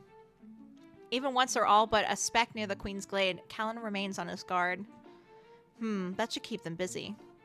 As he finally lets go, he plucks the rose closest to me and hovers it between us. Give me a reason not to regret my act of mercy. I think you mean your act of generosity, your highness, I say. If you find this to be generous, then you still have more to learn about me, he replies. As I reach for his hand, this rose becomes our sole witness to this forbidden exchange. For a moment, I wait for Callan to pull away, when instead he lets the rose fall upon my apron. I finally have my rose. But it isn't yours, says Callan. No matter what you do, this rose can never be truly yours, because it will always be mine. Just like every other rose in this garden. He's the possessive type, huh? I have a friend who would love him. Like, love him. After arriving home, a letter arrives for me. Oh my god. Hold on, can I? Thank God. While the mortals may say that our fortunes must have smiled upon us that very night, those blessed by the moon know which celestial forces are truly at work to bring you here to me. I can only imagine how long you've been gazing upon this world as if these crystal doors would never open for you. But fear not, for I will not only be the one to open them, but I will be there at the gate to offer you my hand. Why spend time describing the majesties I could show you once I take you on this flight, when we can discover them together one quill at a time? My options are, should I offer to accompany my sisters to the castle, or should I tear this letter before someone finds it? I'll offer to accompany. I doubt that'll go well, but... When a lady of a noble house has to pay a visit to the court, it's common for her to bring one of her most trusted maids along. On most days, the role usually falls onto Clematis, the head maid of the Oberstari house. But for today, it's been decided that I will accompany Lady Rhodora to her tea time at the palace. I was surprised when she even suggested the idea that I would come along with her. She's never mentioned it before, so do I dare ask why now? As soon as we As soon as we arrive, Lady Rhodora doesn't wait to toss her coat to me. Now, do make yourself scarce. The ladies don't particularly fare well with the extra company, otherwise they'll start asking you questions. You wouldn't want that either, would you? She asks. But aren't I supposed to be within a room's reach? I reply. That's what Clematis taught me to do. Not for today, my dear, Lady Redora interrupts. You're not to put my coat away. You're to put my coat away and find someplace else to make yourself useful. If the other maids will allow it, why not volunteer in the kitchen? All I ask is you be ready with my things when it's time to leave. Is it really appropriate for me to ask them, my lady? Before she lets me finish, Lady Redora straightens her skirts and stretches to the parlor room. I can already hear the tea time chatter echoing off the walls. If she was planning on having me wait outside, then why didn't she ask Clematis instead? After putting Lady Redora's coat away, I reluctantly make my way to the kitchen. As I approach the door, I can hear the cook scurrying to prepare for tonight's supper. All of a sudden, the door swings open and a palace maid stops in her tracks. Oh? Are you lost, my dear? Asks the head maid. I would be if this isn't the right way to the kitchen, I reply. Well, then you've come to the right place, but, I know exactly where her eyes have gone. Oh, I see now. No ears, no wings, no aura. Who sent you here, my dear? Lady Redora of Abasari, I respond. She's having tea with the other ladies, so she suggested that I could. Say no more. I can fetch you a proper apron in the meantime, the head maid interrupts. You wait right here. If anyone asks, tell them Celinda has you now. Oh, I like that name. I listen at the door as Celinda heads back inside to rummage through some cabinets. It's not long before she hands me a crisp white apron with gold trimmings. You wouldn't be the first one they sent over to us, although it's usually under other circumstances. That said, doesn't Lady Redora have other maids at her disposal? At least one she could openly keep beside her during tea time? It seems peculiar that she'd let you accompany her in public unless she has no other option. Girl, I don't fucking know.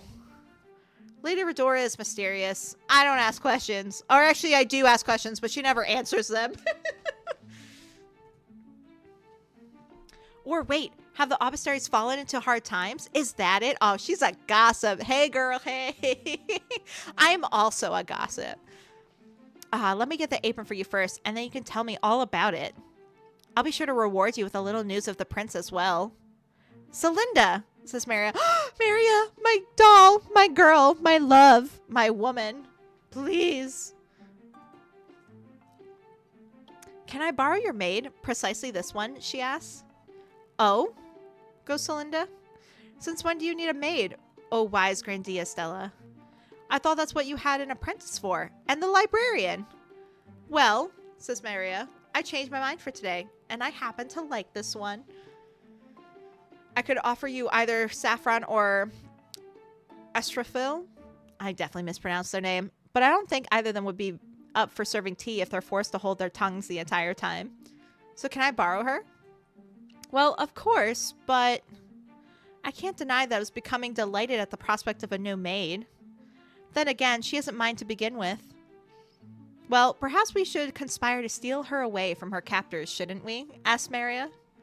Oh, if only we could be so bold, goes Celinda. Now then, take her before I change my mind. You're always my favorite maid, Celinda. Well, come along with me, my dearest maid. With a spring to her step, Maria guides me deep into the sprawling palace halls. Here we are. Welcome to my domain. Or, well, at least one of them. I have a proper workroom in the East Wing, but the library has the best lighting in my opinion. I've been wondering when I'd finally get the chance to show this place to you. The other night didn't particularly leave us with much of a chance of anything, did it? So you do recognize me, I reply. Of course this bitch does. She's a magician. She knows me. Well, I'm quite sure I do now. Look at us. We're not sly, but we never even pretended to be, honestly. To be fair, I was pretty certain of it since last night. I just know that it's better we keep it a secret between you and me for now. Only for now, I ask. Eventually, it could become a secret between you, me, and the moon. You should also know that your abrupt departure left quite a surprising effect on Callan. I've since been assuring him that he should keep his eyes peeled for your next appearance. You're planning on attending again, aren't you? She asks. My options are only if I stay with you this time. I'm getting to think this is all kind of a charade. Only if I could stay with you this time, girly pop. Only if I could stay with you this time, I say, flirtily. With me? Me, really? Asked Maria. And to what pleasure do I owe such lovely company? Well, would you be opposed at all to my company at the next ball? I ask. Not at all, she replies. Honestly, I'm just surprised, that's all. I'm accustomed to the guests arriving solely for one thing only, and that's for Callan. You're not just trying to tease me, are you? Otherwise, I might have to send you back to Celinda. At least I wouldn't be back to Lady Redora just yet, I reply. Oh, heavens, I really should just make you my captive. Take me. Hold on, wait, hold on. Wait, what's the thing? What did I put it as? Jail, baby, jail. Captive. Make me your captive. I swear. I volunteer as tribute. I have put myself in jail for you, Maria. I will do anything. Oh my gosh. Yes, please. I adore you. Hold on. Taking a screenshot of that. Then I could just keep you here, right here beside me, and share all of my trinkets with you while Celinda brings us some of her famous snowfrost breads. Oh my god, yes. I am down. I've barely met the Abastari family at other balls, but something tells me that they aren't the sort to be sharing good fortunes with. In our society, there's certain breeds of nobles who've been brought up to hate the mere mention of mortals, especially when discussing war or monarchy. While I can't understand some of their sentiments, I can't say I share them all, if any. After some time, it becomes a chore having to listen to them lay blame upon everything but ourselves. But alas, even a court magician is told to behave. Let's keep this a secret between us, shall we? Babe, I will do anything you ask. Anything. As you wish. Your wish is my command. With the way things are in this court, I doubt the king and queen's taste in suitors for their son will ever improve. Hence why I thought I'd take a chance at matchmaking the two of you myself. You really did make an impression on Callan that night. Now that's another secret that should stay between you and me. So let me get this straight, I say. Let me get this gay, I say. You want to help me meet with Callan again? I think it's important if you did, but not just because I'm saying so, she replies. Will you ever tell me why then? I ask. I'm sure there'll be a better time to explain everything, but not today. We're not exactly alone here. Pressing a finger to her lips, Maria points over to a shadow coming this way. A solemn fairy glides in carrying a thick stack of books. Ah, so you finished sorting those journals already, Saffron? Who's the new maid? Saffron asks. Sadly, she's not ours to keep, but don't think I won't try to weave something to change that. So does this mean you're replacing Astrophel with this new apprentice? Asked Saffron. Who said I was ever going to replace them? Oh, okay, so the pronouns are them. They, them. As a matter of fact, I have Astrophil working on those firefly deco lights that the queen's been muttering about for the theme to next ball. And so, I thought I could still use another hand on finishing that elixir for a certain night. Hence the maid. Well, says Saffron, I hope she can assist well. Especially since neither Astrophil nor I are particularly in the mood to be stirring cauldrons. Neither and I, says Maria. So you want me to do your dirty work? Yes, that's fine. Do whatever you wish, Maria. Hopefully, Leatrice can enlighten me while I work on that alchemical recipe. Or if she's simply here to entertain me with her charm, I'll be just as delighted. Aww. It's strange to hear her say my name all of a sudden, and so warmly. I wonder what else she's since learned about me, and from where. Well then, best wishes on your experiment, Grandia Stella, says Saffron. I'll get to putting those poetry books away next. Run along then, goes Maria, just so I can see what the good maid can really do. Anything. Giggling to herself, Maria directs me over to a bubbling cauldron, stashed inside a makeshift nook of leather-bound texts. Now, you'll see here that I've got a cauldron going with plenty of herbs and essences from the royal gardens. But now comes the fun part of adding in a freshly altered prism dust. Prism dust, I ask? I don't believe I've ever seen such a thing before. It's a rare form of moon dust that fairies use to harvest during the solstices, Maria explains. Once you treat them with other flower essences, it creates a new material so strong and illustrious that it was once used by the umbral fairies to craft this very palace.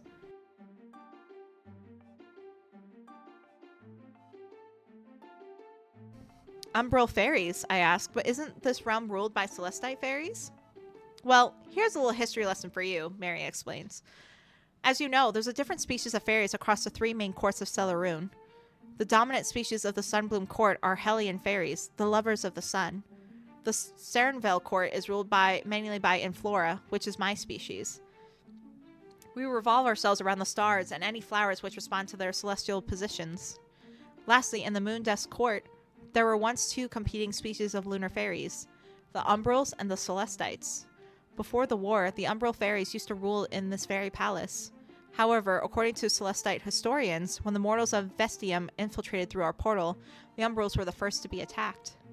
In the aftermath, they went extinct, leaving the Celestites to start a new rule upon the land. Since then, certain things like harvesting prism dust have become a sort of lost art. But then, how do you know how to make some? I ask.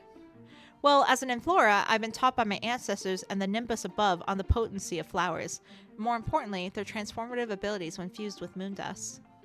Except, I'm still working on whether I could produce enough prism dust to add into this elixir. Sir Lear insisted that if he's going anywhere near that beast again, he's going to need something stronger than the usual antidotes we produce for the Royal Guard. As I'm suspecting him to be a bit of a crybaby on the field, I am going to try to add some extra prism dust so he runs out of excuses and fights already. That's so funny. Making prism dust does require proper alchemical processes, some patience, and most of all, Maria plucks a crystal vial from behind the cauldron, thick with a bright silvery essence. The tears of the moon. It's quite a lovely little thing, isn't it? The Umbral fairies used to harvest this as well. The surviving texts say that it wasn't just used for making prism dust, but for plenty of other antidotes and oddities too. I only wish the Celestites had done more to recover the other texts for us to learn more about its mysteries. While I keep listening, I'm strangely entranced by the silver in the vial. If there's one mystery I'd like to know about right now, it's why I'm feeling so parched all of a sudden. Even as she sets the vial aside, I can't seem to tear my eyes away from it. Maria, do you really not know what else those tears were used for by the Umbrals? I ask. I can only take a guess, but we know at least that it was often used in elixirs for raising one's stamina. Oh? But then again, it could also be used for forging these pillars you see all around this palace. And do the texts not say anything about how it tastes? I ask. Oh, its taste? Asks Maria. As Maria stops to think, my eyes wander back to that vial. I don't understand. I've never had such a reaction like this before. Every time I look at those tears, I just feel the strange need. This sudden thirst. Then again, I suppose I didn't have much to eat before coming here. Still, shouldn't I be asking for some crystalline water or a bite of snowfrost bread instead? And yet, despite trying to be sensible about this, I want to taste. Ask Maria for a taste, take the vial from her. I'm going to ask Mother. Heavens above, I'm shaking just from watching her pick up the vial again. May Maria forgive me for this ridiculous request I'm about to make. Maria, could I ask you something else? That's what I'm here for, aren't I? She asks. How would you like for me to satisfy that curiosity of yours? Could I try a taste of those tears? I ask.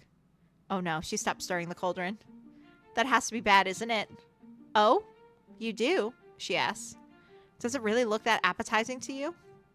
I do suppose it's probably better than whatever you've been served by that ruddy family before, but don't tell them that. Growing suspicious, Maria slowly teases the vial in front of my face. How curious and endearing. You really want these drops, don't you? Do you even know why?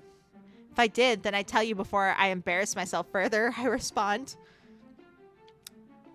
But if you did, then I wouldn't have the pleasure of seeing such an innocent reaction out of you. Just one drop. That's all I can spare, all right? One drop feels like it's all I need, I say. As soon as she hands me the vial, I bring a single drop to my lips. A cool sensation spreads throughout my body, not only quenching this raging thirst, but by bestowing a gentle tranquility within me. Even for just this moment, I feel better than I felt in years. But now, here comes the aftertaste. Ugh, ugh. It's not pleasant at all, is it? She asks. The last time I tried it myself, it sort of tasted like fumes. At least I know now that it isn't toxic if you had some too, I say. Well, as an Inflora, I tend to be immune to most toxins. Rip. So those tears could still be poisonous to mortals, I ask. Maria, say something, please. Well, why should I? I know you'll be fine.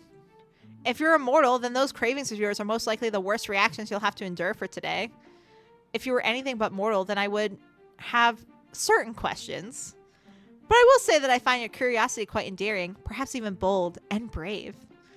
I want to believe her, but she keeps trying to sound not so surprised. Dare I call you my favorite experiment of today?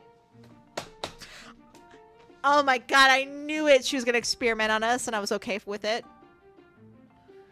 I'm like that meme where, like, I'm the happy person in that witch circle and summoning circle, and then you just got the cute girl just, like, hovering over us with their spell book. That's me right now for Maria. Try not to laugh. Maria sets the vial aside to gently wipe my lips. Ah, there we go. Now there's no more evidence of your mischief. If only I really didn't have to give you back to your captors, then I could really... Suddenly, there's a loud knock on the door. My dear maid, Lady Redora wants to leave now, says Celinda. Oh, I guess I can't be her captive anymore. I guess I'll put away the jail. Pouting. I'm sulking. Oh, asked Maria. How can that be? It seems too early for anyone to be going already. Not unless Lady Myrtle Charm was also invited to today's tea, I say. Lady Redora will actually leave if she's also attending, and all because of a missed birthday. Once again, the most baffling of creatures are hardly ever mortals, are they? Asked Maria. I hope that's something you can remind yourself of until we meet again. Because whenever you're with me, you should never be afraid of showing me who you truly are. After arriving home, a letter arrives for me. We got another letter. We just got a letter. We just got a letter. I wonder who it's from. All right, we're going to switch to print text because while I can read cursive, this hurts my brain. I had a rough day today. I don't need to read this. But okay, let's go. I also love this quality of life feature. Like, fuck yeah, this is awesome. Just saying. Anyway. They say the most beautiful flowers in Celarune are the ones that grow precisely after rainfall. With the rain comes the rainbow, and when it makes contact with even the slightest bit of moon dust and falls upon the lands, it can restore our nature into its fullest glory. Have you ever seen such a phenomenon before? One that can make the midnight blossoms bloom and blush so brightly? To see such wonder, one must follow a hidden cobblestone path that's not only been blessed by the moonlight, but by your delicate ray of sunshine. If you've yet to see such a wondrous thing, may I be the first to take you there? Okay, let us continue. My options are, should I search for a path across the village, or should I go find serenity in those glorious rose gardens? If we go in the gardens, we're going to see Callan again. But let's go to the village. Well, I'm assuming. I could be wrong, but let's go to the village. I only have so much time today to collect my sister's dresses from the dressmaker's shop and head straight home. If only they'd asked for those alterations sooner, but as usual, Lady Redora was trying to see if she could relay the mending to me. As luck would have it, she needed the gypsophilia blossoms nourished before the ball so the girls could weave them into their hair. The task alone will take 2 whole days worth of mending ruffles. With the dresses bundled in their bags, I start making back down the cobblestone streets to head for a carriage. I wonder if the one parked by the glass shop isn't waiting for someone already. I don't want to have to walk through the fields with these dresses. Oh, but what's going on in the streets? It seems like some kind of parade? The townsfolk stop in their tracks as a brigade of knights marching in formation through the streets. At the center, their mighty captain leads with her head held high to the skies and her hands tight on the hilt of her vermilion blade. I wonder why the king's knights are here. Does that also mean that Lear is also with them? I try to search for him row after row, but he's nowhere in sight. Well, it's possible that some of the other knights are on other duties. I'm still not quite sure what they're marching for, although the captain seems to be keeping an eye out for something.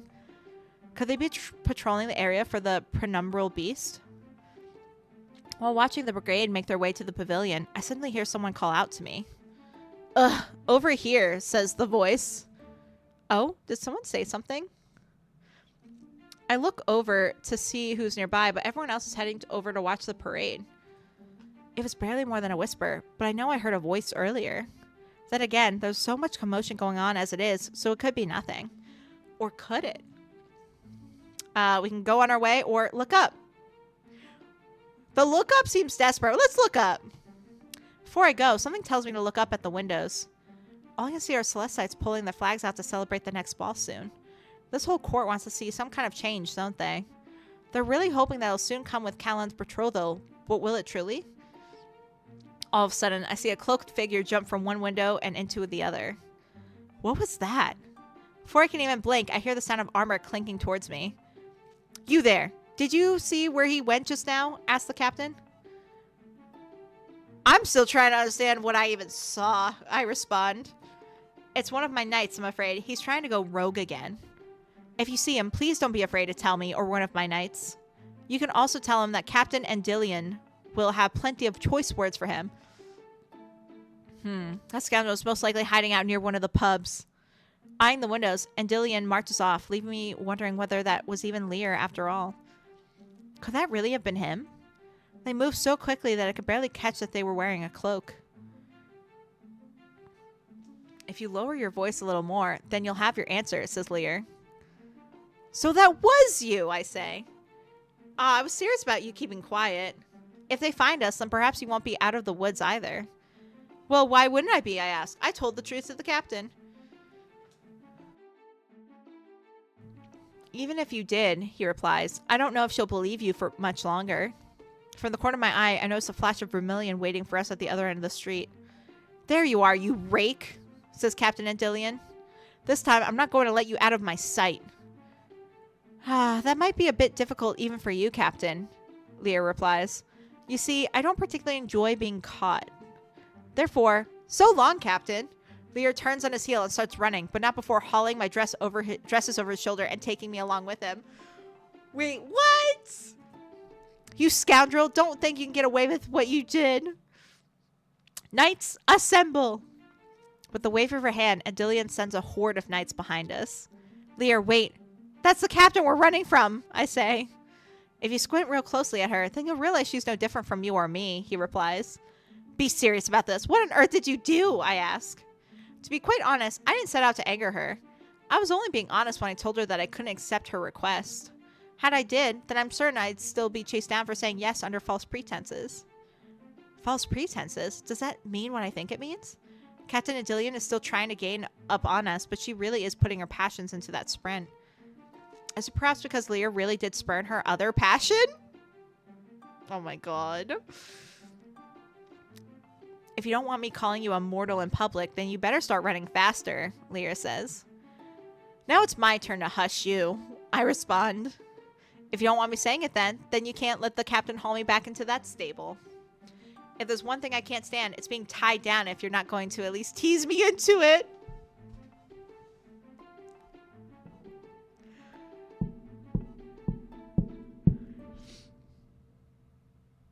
So boys are rope bunny?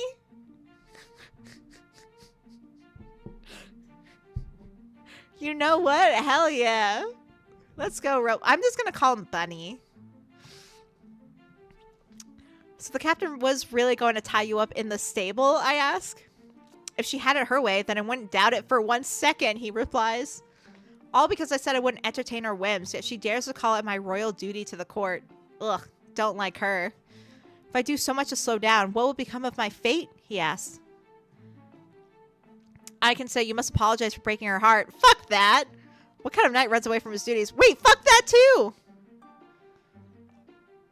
Both of these are bullshit! Okay.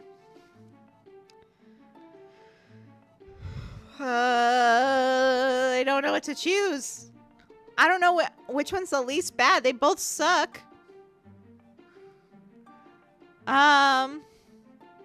Okay. Okay. I guess the breaking her heart, like, it's obviously not his duty to, entertain her. That's fucking weird. We'll do breaking her heart.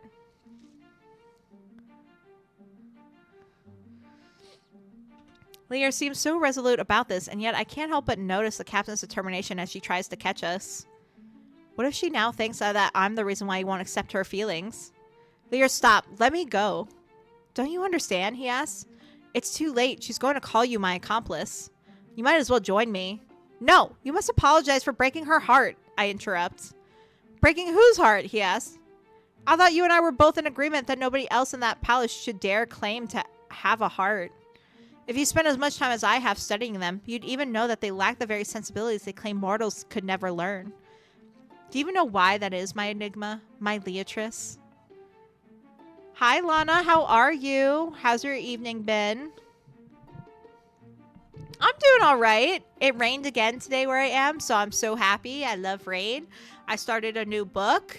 One of the books I picked up from the library. And now I'm playing this fun demo by Nochi Studios. So we're playing Moondusk Masquerade. We're a mortal who's essentially kind of a servant. Mortals are considered less than in this world, and the Fae are superior. Us mortals lost the war when we tried to, you know, imperialize them, colonize them, as we humans do. So now us as a mortal. But, ooh, so nice, yeah? No terrible rainstorm. Well, hopefully you're safe and everyone is safe. That's what matters. We have 3 romance options. There's this gentleman, this rogue in front of us, who's a romanceable character. We also have Prince Callan. And then we have our beautiful lady magician, court magician, Maria. I love her. I'm obsessed with her. I adore her. So we got some gayness here.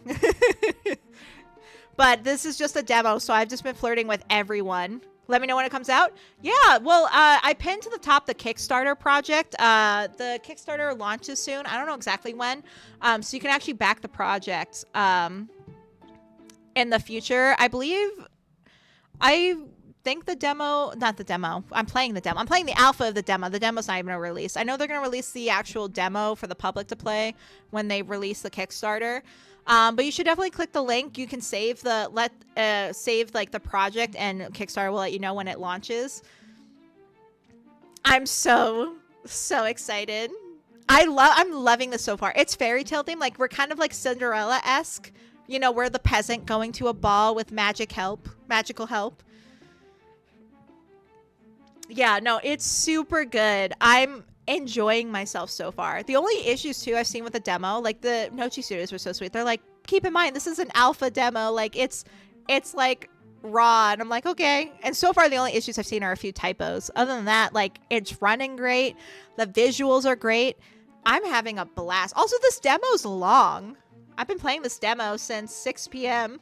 and I have no idea how far in I am. But yeah, no, I'm in love. I love it so far. My least favorite character so far, like romanceable character, is Prince Callan, which I'm surprised with, but also, like, so far he's my least favorite. Maria's my number 1, and then I'm still unsure how to pronounce his name. I've been saying like Lear. I almost wanted to be like lyre, like the instrument, but there's no E there, so I'm like, Lear? Maybe? I don't know. We'll see. I'm going to ask Nochi Studios to please give me a pronunciation guide. I've been apologizing throughout the stream, being like, I'm so sorry. Can we please forgive me for mispronouncing anything I've been stating? But yeah, so far so good. I'm having fun. Right now, we're running away from the captain of the guard because apparently she was in love with him. He spurred her feelings, and now he's taking me with him because why not? You've been studying more about me, haven't you? I ask. I observe plenty, Lear replies. It's the only way to survive. Hence why I don't think you need to be so quick to share your heart with just anyone who's been born and bred in this court. And you only expect me to trust you? I ask. Who else would tell you that these Celestites know a thing or two about putting on a little performance if that's what it takes to conceal why such a beast would make the moon his enemy? Taking in his words, I realize that we both stop running. Lear, who are you really here for? I ask. Isn't it obvious by now? He replies. Since the start, it's always been... Step away from the maid, you cad, says Endilion, who is the captain of the guard. Endilion nobly put an arm between us, taking no chances with him. The last thing you need is to indulge yourself after running from your post. Now apologize to the poor maid. I'm so confused. He literally is like, I'm running away because like the captain was gonna tie me up in the stable. But then here Endilion's like, how dare you terrorize this innocent woman? And I'm just like, I'm so confused. Were you trying to like sexually harass him?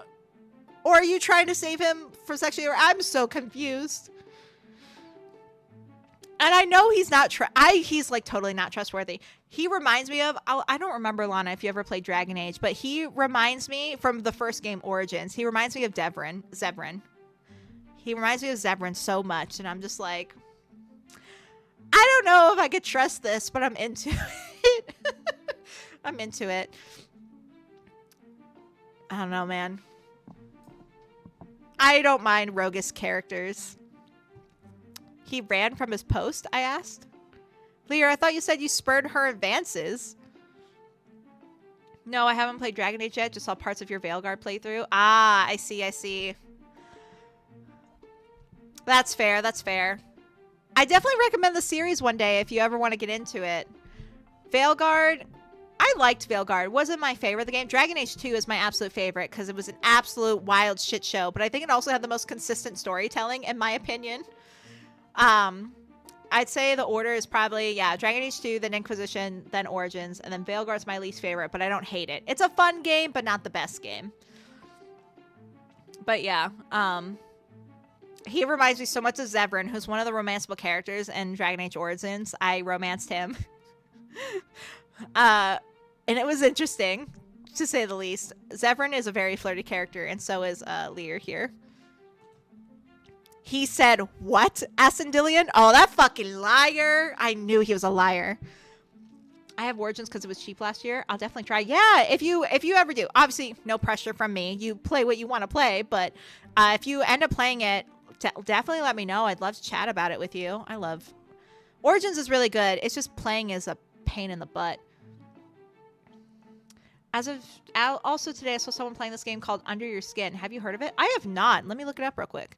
As I silence the music, because of course this game won't run if I click out of it. On store, Under Your Skin.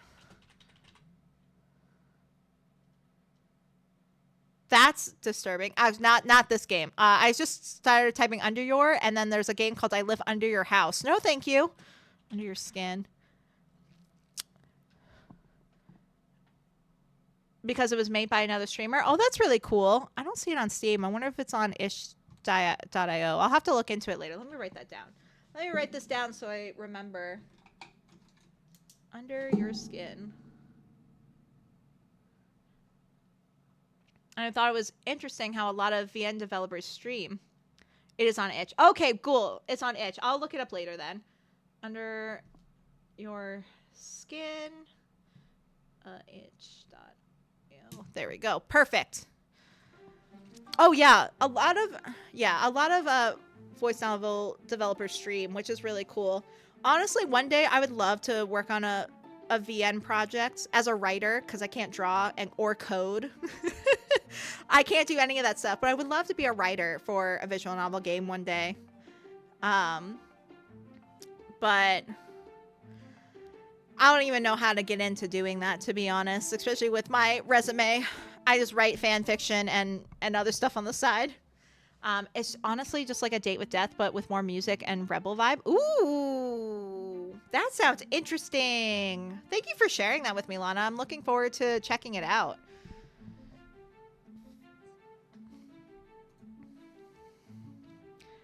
And Dillian continues, Lear, what is the meaning of this? So Endilion says, first, you refused to join the parade, and now you're telling people that I have no decent taste in lovers? Burn. I never precisely told her that. Bitch, you said in so many words that she was going to tie you up in the stable. The fucking liar. I love him. You thought you'd almost get away with it, didn't you? Endilion asks. Well, now I have more reason to ask the king to make you join the brigade. This is the perfect time for you to learn a little courtly discipline. Why is he a knight if he hates being a knight? I need to know. I have so many questions. So now you're really going to tie me up? He asks. This motherfucker. I want to bitch slap him. Not for your benefit, but perhaps for this maid's safety, says Endilion. Honestly, I should have been suspicious when the good king told me that you'd be joining us for the time being. All he sent us is a slacker. One very theatrical slacker, mind you, says Lear. Back to formation with you, Endilion scolds. And stop, or demands, and stop making those eyes at the maid. Bruh. Can you see that she just wants to go about her day in peace? Also, can you give me the dresses? Is he still holding on to the dresses that he took from me? As much as I'm quite sure she does, Lear replies, I don't regret giving her the thrill she needed today. I said back to formation, Lear. Poor Lear, now he really can't escape her. Although, something tells me that he'll find his way out again.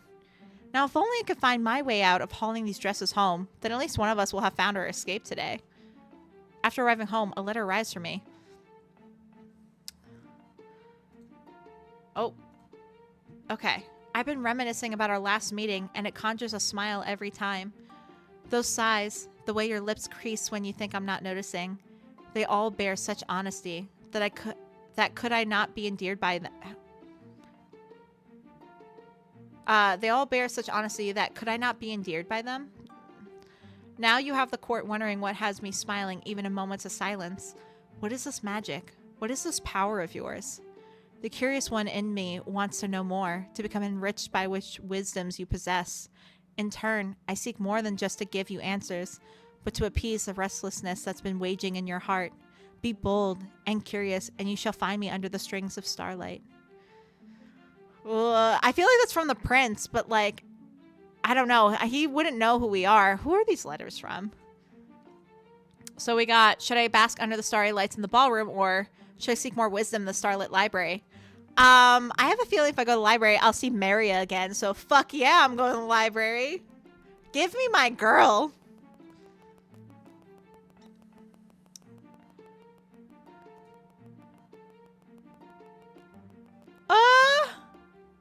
No! Unsuccessful endeavor, you have not succeeded in acquainting yourself with the proper company through the mysterious letters. Thus your journey must commence anew. Okay. And we're back to the beginning. So I'm guessing that's just the end of the demo. Oh my god, that was so much fun. I loved it so much. I mean, I pretty much love any game Nochi Studio produces. It's gotten to the point where they announce a new game and their Kickstarter launches, I back it. I don't read the details. I don't read anything. I just look at the tiers and go, which one gives me the game key? That one? We're good. We're good. Sold. I literally don't even look into it. So I know, oh no, we reached the end. But that's okay. That just, honestly, it's a good thing. It's a good thing. We don't want to play the whole game early, right? We got to let them develop. Let them cook. I'm so excited to see what else they're going to do with this. I'm so sad, Lana, that you missed Maria. I actually put myself in jail because I was like panting for her. I was like, I'm being so inappropriate right now. I got to put myself in jail. Hold on. Hold up. Let me close out of this and reopen it so you can see the title screen and you can see what they look like. Let me reopen this because I want you to see all three of them. Okay. Come on. Load. There we go. So on the very far left is Maria. So here's the thing. I know in the description it says option for boy, girl, or girl, girl love, but I forgot. I literally read the description of this game and then completely forgot everything about it. So when I started playing the demo, I was like, I don't remember anything. We're going to start as if I never read anything. And then it appeared that Maria was a girl, and I was like, I'm sold. Sold. My woman. My dear. I love her. I adore her. And then in the middle is Prince Callan, who I don't really like, to be honest. I don't dislike him. I mean, how do I explain this? I don't hate him or anything, but he's not as fun or as interesting as these two. And then we got Lear right here on the right hand side. So when the game releases and I can stream it fully and it's full endeavors, I'm 100% gonna romance Maria. Maria's gonna be my number one choice when I can stream the full game.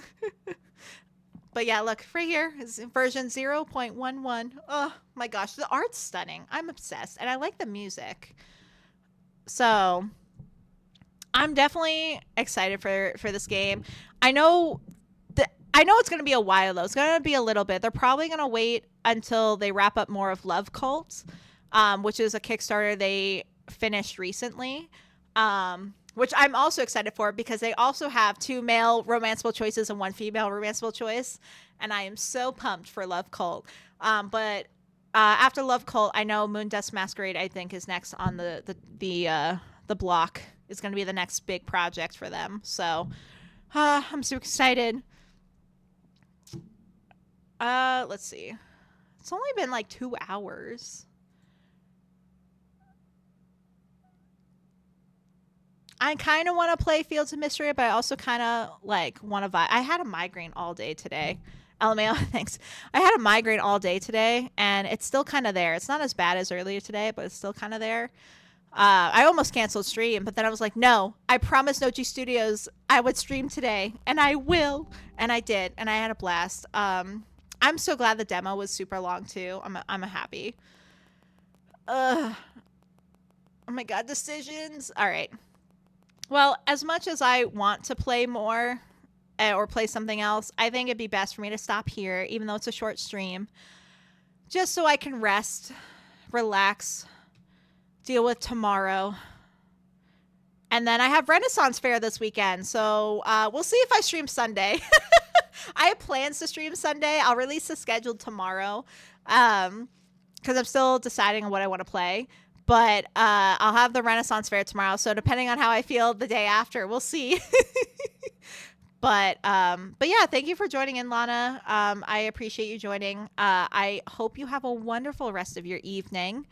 I'm not going to raid out because, honestly, I'm just going to shut off my PC and probably, honestly, go to bed. I know it's super early. It's like only 8:22 p.m. for me right now. But honestly, I might just go to bed. But anyway, sorry. I can't shut up. I'm a yapper. I'm like my parents. Like my dad will be like, I should let you go. We should like end the phone call. And then we proceed to chat for another half hour and then we don't actually end. But I'm going to end. I promise. I promise. So anyway, I hope you have a good rest of your evening. I hope you have a wonderful weekend. I will actually be posting this full playthrough on my YouTube, so if you want to see the full thing, I'll probably post it either tomorrow or Saturday. But until then, please be safe, be happy, be healthy, and I shall see you next time. Love you. Bye.